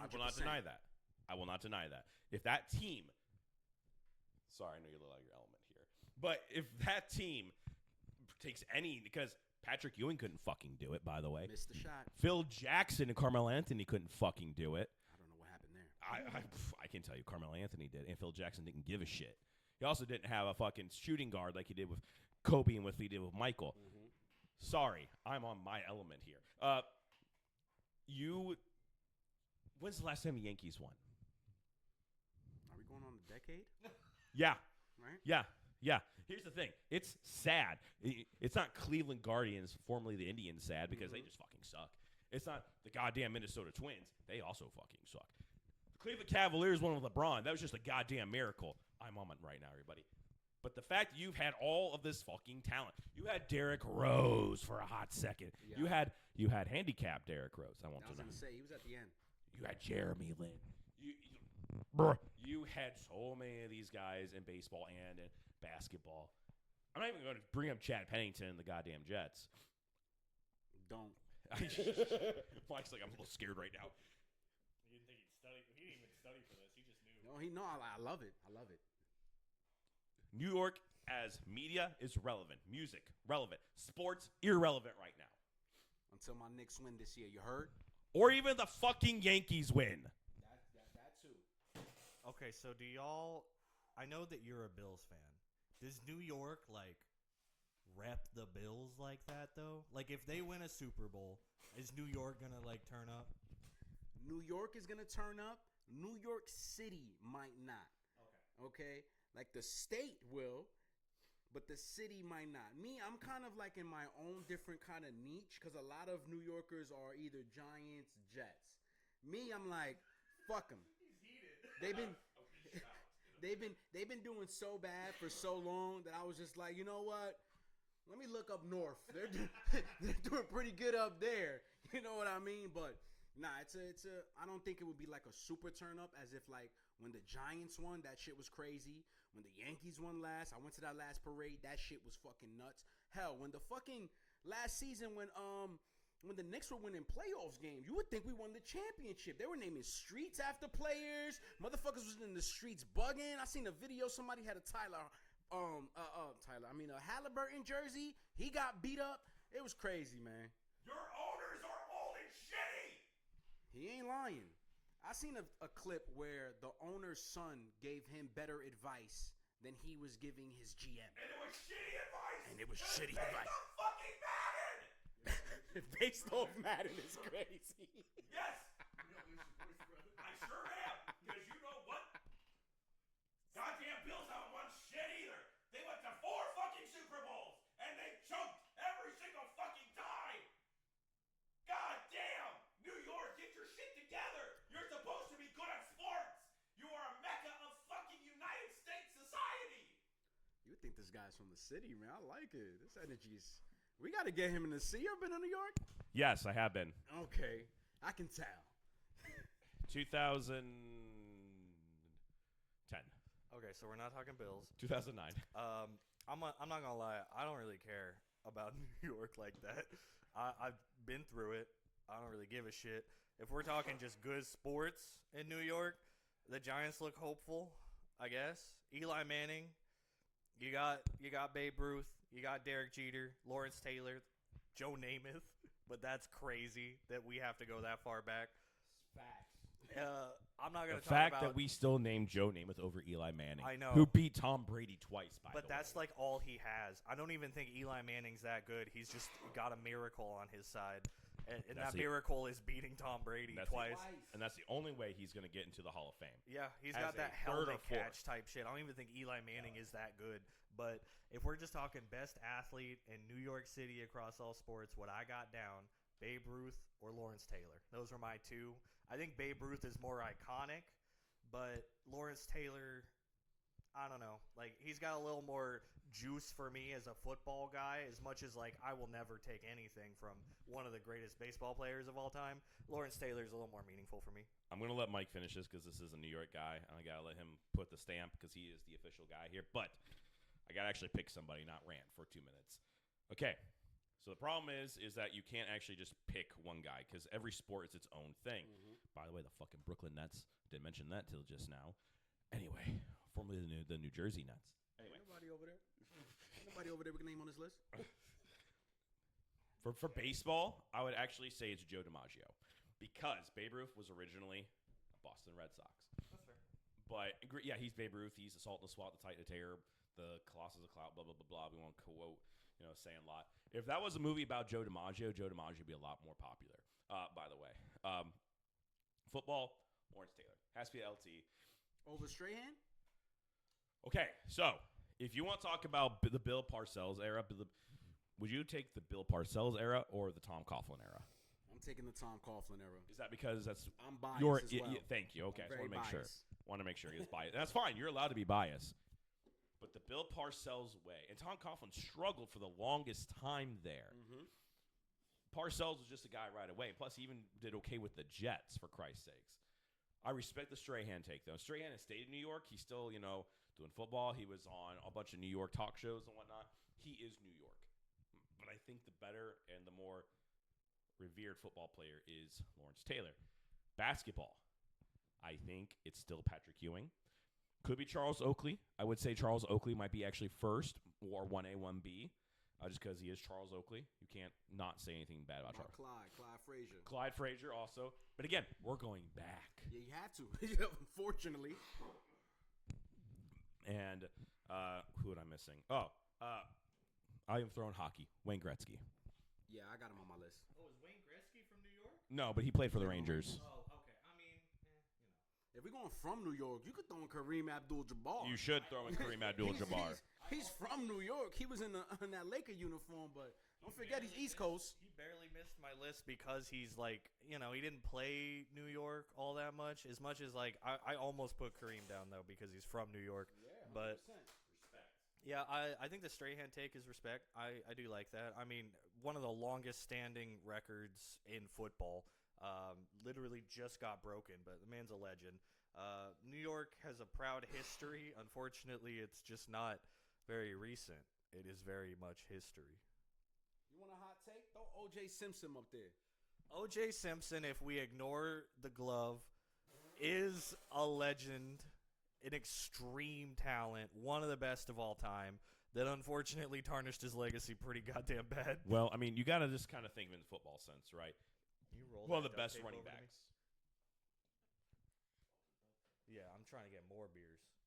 I'm trying to crack more cold ones. Oh, apparently it's going to be just a you and me show for a moment. No. I'm just rolling this out the door. I'm getting them delivered. Oh, okay. He just complained about the door opening and closing like an hour and a half ago. I mean, I don't blame him. I've drank a lot more beer since then. But yeah, I mean, y'all have like, I feel like New York set the tone for a lot of sports, like when they started, and then has struggled a lot since then. A lot of it has been very poor management, as we've already said about, he mentioned quite a few teams. I think the same thing applies to the Giants. There's been extremely poor management going on a lot of the time there. Fucking Mara family. The Jets is like just historically awful. One of the worst managements in the history of Johnson sports. family.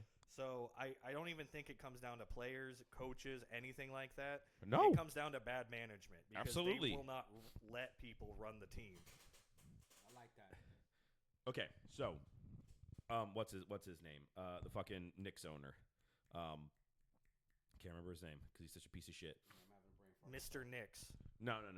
He's horrible. He kicked out Bo Charles Nix. Oakley and banned him from the fucking Garden. That's how much of a piece of shit he is. Yikes. Anyway, when the team was getting good, right, he was too busy in doing stuff for the president. Anyway, he's not there. Yeah, exactly. But he was busy doing other things, letting the GM and letting the coach run everything with Thibodeau and the GM, and they were fantastic. He came back, and he fucking ruined everything. And luckily, he got an adult with the fucking current coach. Can't remember his name off the top of my head, but once you say it, I will know it. Because he was the first coach for LeBron, I believe. And Mike Brown. Thank you, Mike Brown in Cleveland, who's an adult. He is an adult coach. Tom Thibodeau, also an adult coach. Not just Steve Nash, who never coached before. Granted, that was the Brooklyn Nets, I understand. But Dowling sounds right. It's not right, though. Can I drop a hot take on y'all? Yes. I don't think we can judge Aaron Glenn yet.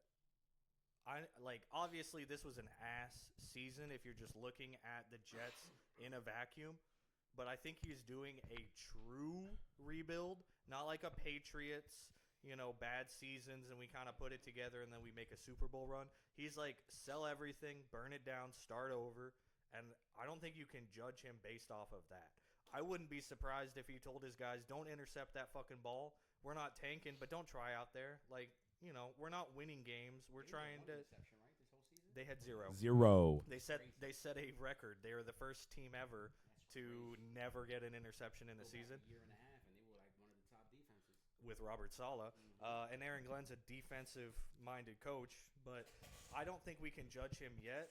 I think you give him next season as well, honestly, because if he has collected the picks, you got to get the drafts. You get all of these guys in-house. You give him a year to develop. If he is bad in not next season, but the following, at that point, yeah, Aaron Glenn's not a good coach. And I didn't like him as a pickup. I don't think he is a great defensive coordinator. I didn't love him for the Lions, but I just don't think you can judge the Jets based off of this season when it's so clear that they're like selling everything and starting over. You don't trade Sauce Gardner and Quinnen Williams for fun. You trade them because you're not trying to pay them into the future when you're rebuilding the whole franchise top to bottom. So what are you giving him this season to prove himself?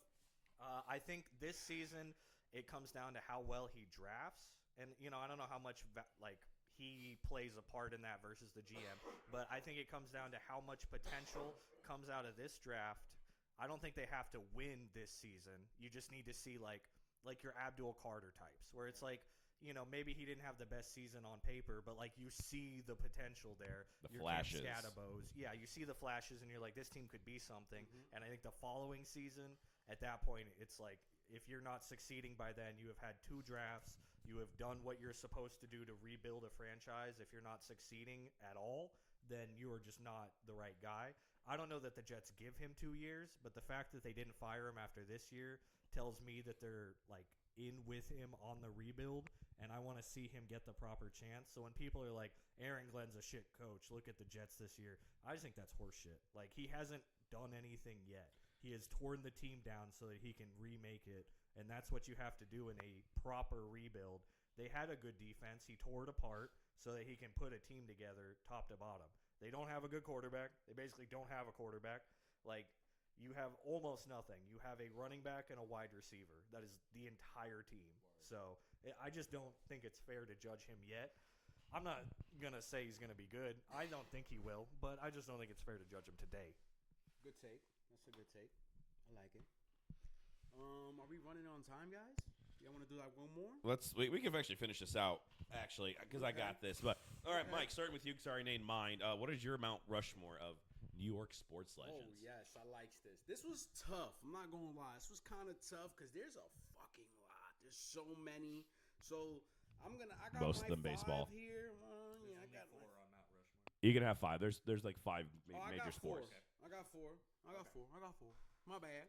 But I think I'm going to go with my honorable mentions first. So with honorable mentions, we got Lawrence Taylor, which was mentioned earlier. I do have Michael Strahan as an honorable mention. That's football. We go into a little baseball. I got Mariano Rivera, greatest closers of all time. Jackie Robinson. People forget he was on the Brooklyn Dodgers getting fucking rocks thrown at him and shit. Patrick Ewing, my guy. I know you lost us that, missed the layup and all that, but you still up there as an honorable mention. We got Jalen Brunson. I wanted to put him on the 4. I was gonna put him on the Mount Rushmore. On the Mount Rushmore, but I feel like he got to get over the hump a little bit. They made it to the championship. Yes, not the fucking championship, but they made it to the East Championship last season. If they make it to the finals, I would consider this a great season, and I would definitely have him crack into that shit. But my Mount Rushmore would be, I'll put Derek Jeter up there. You have to put Jeter. His influence on the city, like, I think he's one of those New York players and celebrities that he could take the subway and nobody's gonna fuck with that man. Like, we're gonna look at him and just bow. That's how he got it out there. We throwing Eli Manning up there. Yeah, I said it. Yeah. I think you have to. We have to. I don't care what anybody says. 2 Super Bowls. We're throwing the winners up here on the Mount Rushmore. That's what You I have to. do. Eli Manning, 1. Derek Jeter won. Clyde Frazier on the Knicks won. Yeah, this shit was fucking 30-something years ago. He still won. And of course, It was painting him. Joe Namath. No, I wanted to keep it more modernized. Broadway You Joe, know, I wanted baby. to keep it within a certain timeline. Man, I don't even think my grandma seen Babe Ruth play. You know what I mean? I feel Fair. that. You're I not wanted to wrong. keep it a little more just, I'm going to ask my son when I get home if he know who Babe Ruth is. I'll let y'all know what he says. If he says no, that's crazy. Okay. Show him the mine- Sandlot comes off Netflix. Mine's not super different. I do have Babe Ruth as my number one. I do agree. I was trying not to go like, let me grab a bunch of guys from 80 years ago, but at the same time, like Babe Ruth is just one of the most iconic players of any sport ever. Like that is the guy. So I couldn't not put him up there. I got Derek Jeter. He's more recent, so I hesitated a little bit because he's the most recent one I have on here, pretty much. Eli Manning's also pretty recent, but Derek Jeter is that guy. I do have Lawrence Taylor on here, and then for my fourth, I put Joe Namath or Eli Manning because Joe Namath, sensational, won a Super Bowl, the first, third, whatever the hell it was. Eli Manning, he won 2 Super Bowls. He beat Tom Brady, something almost no one does. But also, I don't think he was that good.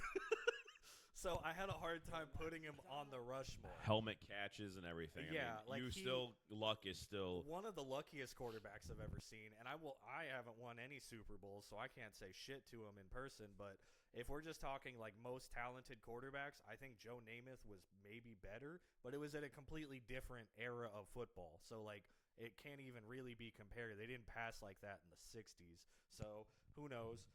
But yeah, that's my list. I will say, I actually am going to slightly disagree that Joe Namath is better than Eli Manning. Numbers wise, no. And I get different era. Yeah, you However, just can't compare them. What I will say though is that Joe Namath had the better aura. He was that guy. I think that's why, because Eli's a dork. No shade. Funny face. Yeah, he always kind of looks like he's confused or like someone just slapped him and he doesn't know why. But like Joe Namath got that sauce. I mean, he did curse the Jets for eternity, so you can't like unfault him for that. I think the Jets are bad because of him. What if he passes away and then all of a sudden it all fixes itself? They got to do what Detroit did. They got to take the bathtub full of baby blood or whatever the hell they did. I think it was whiskey or something. I don't know. They might have been whiskey. I just remember Peyton Manning and fucking Dan Campbell went to the stadium and like lifted the curse, and all of a sudden the Lions are pretty good. Obviously not their season this year, but like the Jets got to do something similar. I need to see Aaron Glenn go out there with, I don't know, a Jets person, I guess Joe Namath, and they have to release the soul of the demon that he fused within that fucking stadium. I guess. When I rebuilt the Jets in Madden, the first thing I did was I moved them to San Antonio because I fully believed that I could never win a Super Bowl with the Jets in New Jersey / New York. Rutherford. And you know what? I won 4 Super Bowls with those Jets in Madden, so it counts. That's the Armadillos, by the way. Yeah, the San Antonio Armadillos. Pat it. All right, moving on to the toughest New York fan base. You know what? There's a lot of great options. I think they're all tough, but honestly, if you want to look back and you look at the history, the New York Yankees is the toughest New York City fan base. I actually had a question about this one. Are we talking about toughest to be a fan of or toughest like you don't want to fight them? Toughest to be a fan of. Toughest to be The a fan Jets. of the Jets. It's the Jets. But I think if you have like the toughest, like between the media, I'll between take it. history, between everything else, the Yankees. I take it back. I actually think the Giants are harder to be a fan of because the Jets are a dumpster fire every time. There is no expectation because it's always bad. The Giants are always hopeful. They draft well sometimes. They make good choices sometimes. Make you think they're moving in the right direction. Exactly. They almost got the first overall pick, but they just didn't quite get it.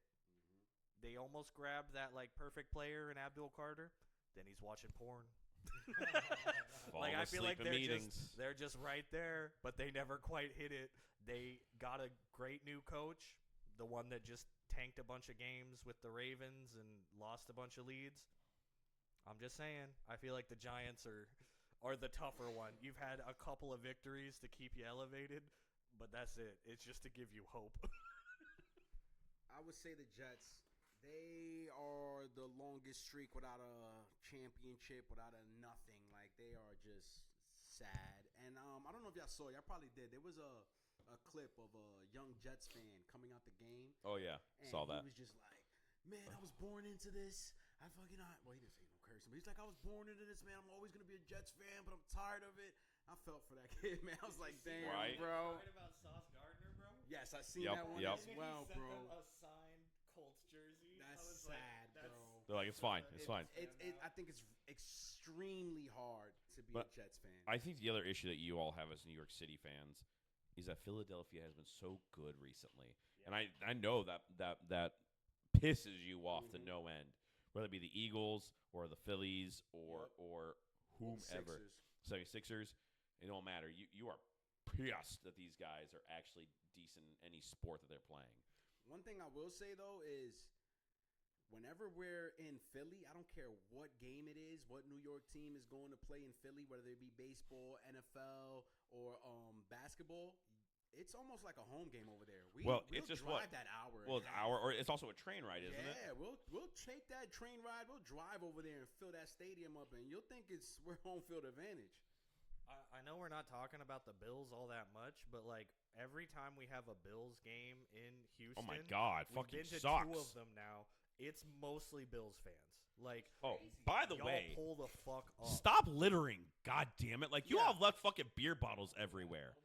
Don't My- mess with my Texas, bro. God. What the fuck is wrong with you? You I can mean- like whoever you want, and they were fucking with us as we were walking That's to the fine. stadium. That made me laugh. One of them, we were both wearing like Texans all gear, sorts yeah. of Texans merch. One of them pulls up and they're like, "Hey man, you want a drink?" I said, "Yeah, of course." And Nah. he said, "Nah, fuck you, fuck the Texans." And I said, "All right." It's fine. I was But, like, "Okay, I respect that energy." we were but walking the littering, into- go fuck yourself. We were bro. walking into the gate, and there was, I have never seen so many beer bottles and so many, like, empty containers. It looked like a trash dump, bro. Yeah. It looked awful, and I have never seen that. We've been to probably So like many. 15 plus Texans games.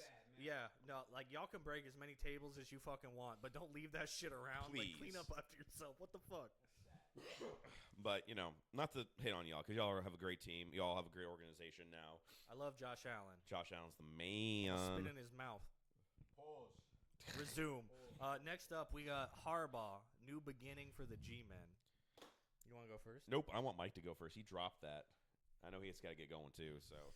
We're running kind of late, guys, but we appreciate But it. you're gonna enjoy this, all right? You're gonna enjoy this.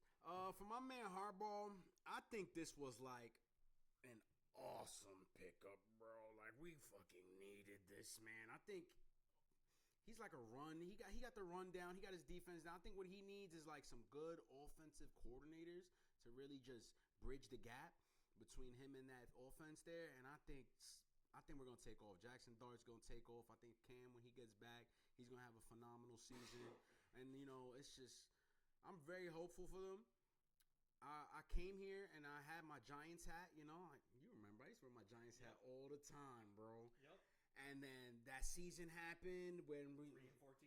yeah, exactly. And I was like, yeah, fuck this. I don't even know where that hat is at. That shit might be buried under a bunch of clothes somewhere in my closet right now.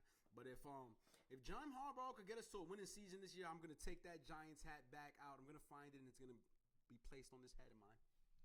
I love that for you.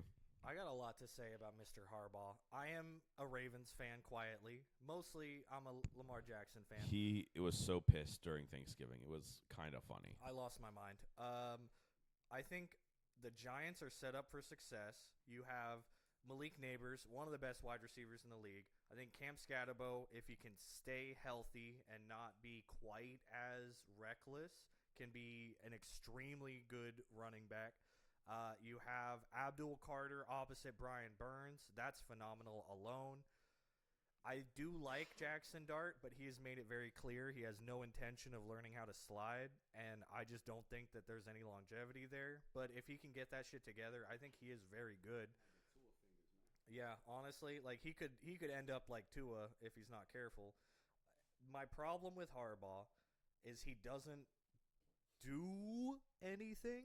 He is like the CEO type. He gets his people. He brings them in. His people been losing all these Raven games. I don't know that anything will change. I think a change could just be good for the Giants, and maybe all it takes is just changing some shit up. I'm not going to come out here and be like, Giants going to suck next year. They have all the talent they need to succeed. So, by all marks, they should be good next year. That division is like a fucking mess. So they could easily beat up the Cowboys and the Commanders, and the Eagles got to get their shit together. Who knows? Like, they're more talented on the Eagles, but they don't have any semblance of cohesion. So, like, the Giants could very easily be good. I just don't know if Harbaugh can do that or not because he doesn't do anything. He doesn't play call. He brings his guys in. His guys are all old. He has a good eye for talent for the most part, but I don't have like 100% faith in him. I'm not gonna bank one way or the other kind of thing. So that's kind of where I'm at with him. I like the pickup. I think he was the best coach like on paper. It was him and Stefanski, and I think Stefanski has very similar questions of like, were you struggling with the Browns because the ownership is awful and they wouldn't let you do things and they sent you Deshaun Watson, or do you just not actually know what you're doing and you got Coach of the Year awards because you won games with the Browns and that's a miracle? So I just don't know that either of them are like actually tested in a true way. Harbaugh winning a Super Bowl 13 years ago. 2012, I believe. Yep, 13, 14 years ago. Like, that does not inherently make him good. So we'll just have to see. I'm not willing to like bank on it, but I think they are set up for success. If you have a good draft this year, I think you basically have all the pieces you need. You just got to spruce up that line a little bit, spruce up the secondary, and get some D tackles because that run defense was abysmal. But like, your edge is phenomenal, one of the best in the league. You got to get a good wide receiver too. I honestly love Carnell Tate to the Giants. I think him plus Neighbors is like a George Pickens, CeeDee Lamb type combo. Get some linemen, spruce that shit up, and I think you can immediately take off running. It's just there's a lot of ifs with the Giants, and that's where I'm at with them. I'm going to actually start this by asking you two a question. Mike, what was your last job before your current one? I was a turn technician. I was flipping houses. Great. Grayson, what was yours? I managed a smoothie chain. Well, a store in a smoothie chain. Towards the end of your all's stuff, were you the best worker because you were kind of getting towards the end and you're just kind of like, I don't care as much anymore. I need to change the scenery, et cetera, et cetera? I mean, I left during COVID, so I stopped trying because no one showed up. So, I mean, no. But mine was kind of weird. They let me go. But fuck y'all. Call them out. Nah. We're not doing all that. But I get where you're going with this. So yeah, I was kind of Yeah. I mean, not that you didn't do great work or anything like that, but maybe you weren't getting paid enough, or they weren't appreciating your work like you were supposed to, or a deadly disease decided to come and screw them alls or whatever like that. Same with Harbaugh. He's been there for so long. Same with Mike in Pittsburgh. They had been there for so goddamn long. There wasn't really a change. And I think when you go somewhere new, you have that opportunity to kind of revamp new life and everything like that. So I think even if he is a CEO coach, and he even does have similar coaches as he did before, they're in a new spot. They're in a new market.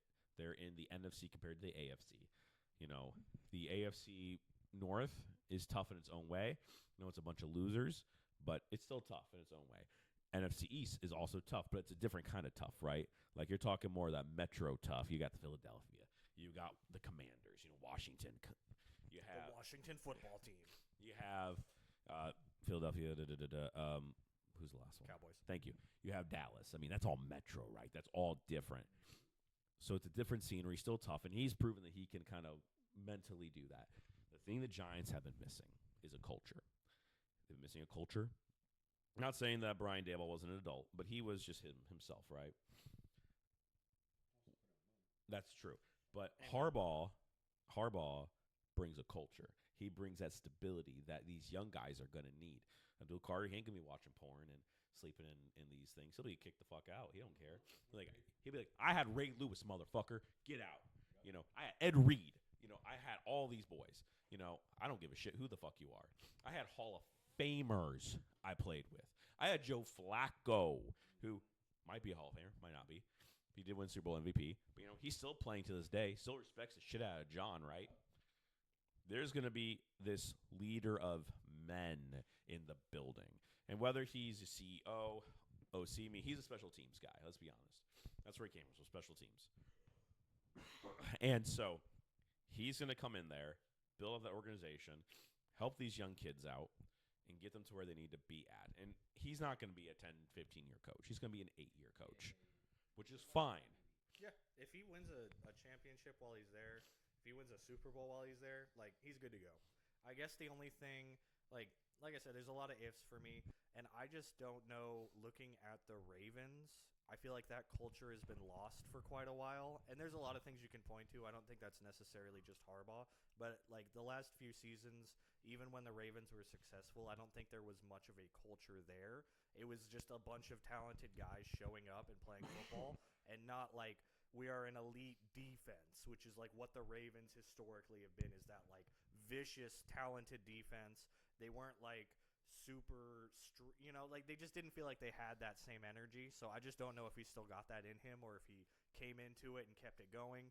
So again, it's just a lot of ifs. I'm not going to put him in a bag one way or the other. I think Harbaugh is a talented coach and a Hall of Famer. I just don't know that I'm going to bank on him turning the Giants around today when I think the roster could be turned around yesterday. I like that. Well, with that being said, before we get out of here, we have one last question for Mike and company. Will the Bills ever get over the hump? And that's where we're going to end this today. But for me, this pains me to say this, by the way. The AFC has too many good quarterbacks, has way too much going on. Unless he goes to another team, Josh Allen and the Bills will never reach the Super Bowl. Mike, do you remember? I'm so sorry, Mike. When I drunkenly texted you a bunch of prophetic shit in the middle of the night? Okay. One of the things I said a bunch of shit. And one of those was the Packers will reach the Super Bowl this year. God it wasn't me. Trade with Yes. Micah. And I stand by. I think if Parsons wasn't injured, I think they do make the Super Bowl this past year. A bunch of my stuff, whatever. One thing I said is Josh Allen will never win a Super Bowl. And I still stand by that. After this season, I have zero faith. That's sad. I think the Joe Brady hire was an awful choice, not because of the choice, but because of the reasoning behind it. I don't think the GM has shown any semblance of knowing what the fuck to do. He has made awful choices consistently. I like the DJ Moore trade. I think that's the first thing I've liked from the GM in a long time. They have bad draft picks. They make bad moves. They don't make aggressive moves, and they sit on their laurels. The defense has just fallen into awful territory over time. And I think next season, my guess is that it's gonna be one of those we didn't know how good we had it while we had it, and the defense will be fucking awful. The offense might be a little bit better, but that has not been the problem because Josh Allen's so good. I don't think the Bills. I'm not gonna bet on it, but I don't think the Bills make the playoffs next year, and I don't think the Bills will ever win a Super Bowl with Josh Allen without major changes. So let me for you. I'm gonna let you finish, Mike. I promise you're gonna finish this off. I'm gonna let you finish. Josh Allen will not be the reason they don't go. He is the reason they have a chance, but they will not do him justice. They will fail him as an organization. The question. Oh, go ahead. The Bills are just the Browns with one of the best quarterbacks of all time. Hell no. I respect the take, but hell no. The question is, will the Bills ever get over the hump? The answer is yes. They fucking will. Okay? Now, no man cries at a press conference and just doesn't come back on demon time. He's coming back on demon time. Believe that, people. He's going to come back with a vengeance. We're making some good moves. I already told you I like the DJ Moore stuff. You guys, man, there's a lot of hate in this room. I feel it. This question brought a lot of hate, guys. I might be sweating. Shit's crazy in here, man. Yes. Yes. They're going to get over the hump. I will say this season might have been the easiest they could have had it. No Patrick Mahomes. No fucking Joe Burrow. no Lamar. No Joe. This was the easiest route to get there, and I think that's what made him actually really cry at that stand. He understood that this was the easiest it's gonna get. Nobody's saying it's gonna get any easier. It's actually gonna be quite harder to get there and get over the hump, but he will. Will it be this year? Don't know. Will it be the year after? Possibly. You think the Bills beat the Seahawks if they made it to the Super Bowl? Be honest, Mike. Yes. I don't think they do because the defense was pretty awful, and I think they would have got stuffed up just enough, and the Seahawks would have just like ran up and down the field. I feel like K3 would have just been like sprinting up and down the track like he was running a 40, big chillin', and they wouldn't have stopped him. What I would I will say, one thing I will give to the Bills, the secondary was very good. The run stopping was fucking awful. Like, all it was a secondary. so bad. And there was no offense outside of the O-line, Josh Allen, and James Cook. That was the team, was a secondary and just like the bare minimum of an offense and a bunch of wide receivers kind of just like looking at Josh Allen like, could you just like fit it in through like 4-man coverage through a small gap, and he would do it anyway. But like, you can't just be doing that shit all the time against one of the people that say the Seahawks had the best defense in the league can go fuck themselves. That's dumb shit. It was the Texans. Yeah. It was the Texans, it was the Broncos, and then it was the Seahawks. If you want to fight for Seahawks above Broncos, go for it. But, like, the Texans had a better defense. Go fuck yourself. We murdered Josh Allen. And we murdered Josh Allen. It was brutal. Like, one of the worst games he's ever had. 7 sacks. He looked awful. I was so excited. And that's not because Josh Allen is bad. He is an MVP. He is like top 3 in the league definitively. But I just don't know that you can win with one guy, and you definitely can't win with, like, you know, not giving him anything on the other side of the ball either. So. Again, Mike, I'm going to double down. It will not be Josh's fault. The organization will fail him. We're going to come back to this. I want y'all to clip this right here. Make sure y'all clip this and save this. We're definitely coming back to this 100%. Rest in peace, Bills. And with that being said, make sure you check us out on YouTube at Crack a Cold One Podcast.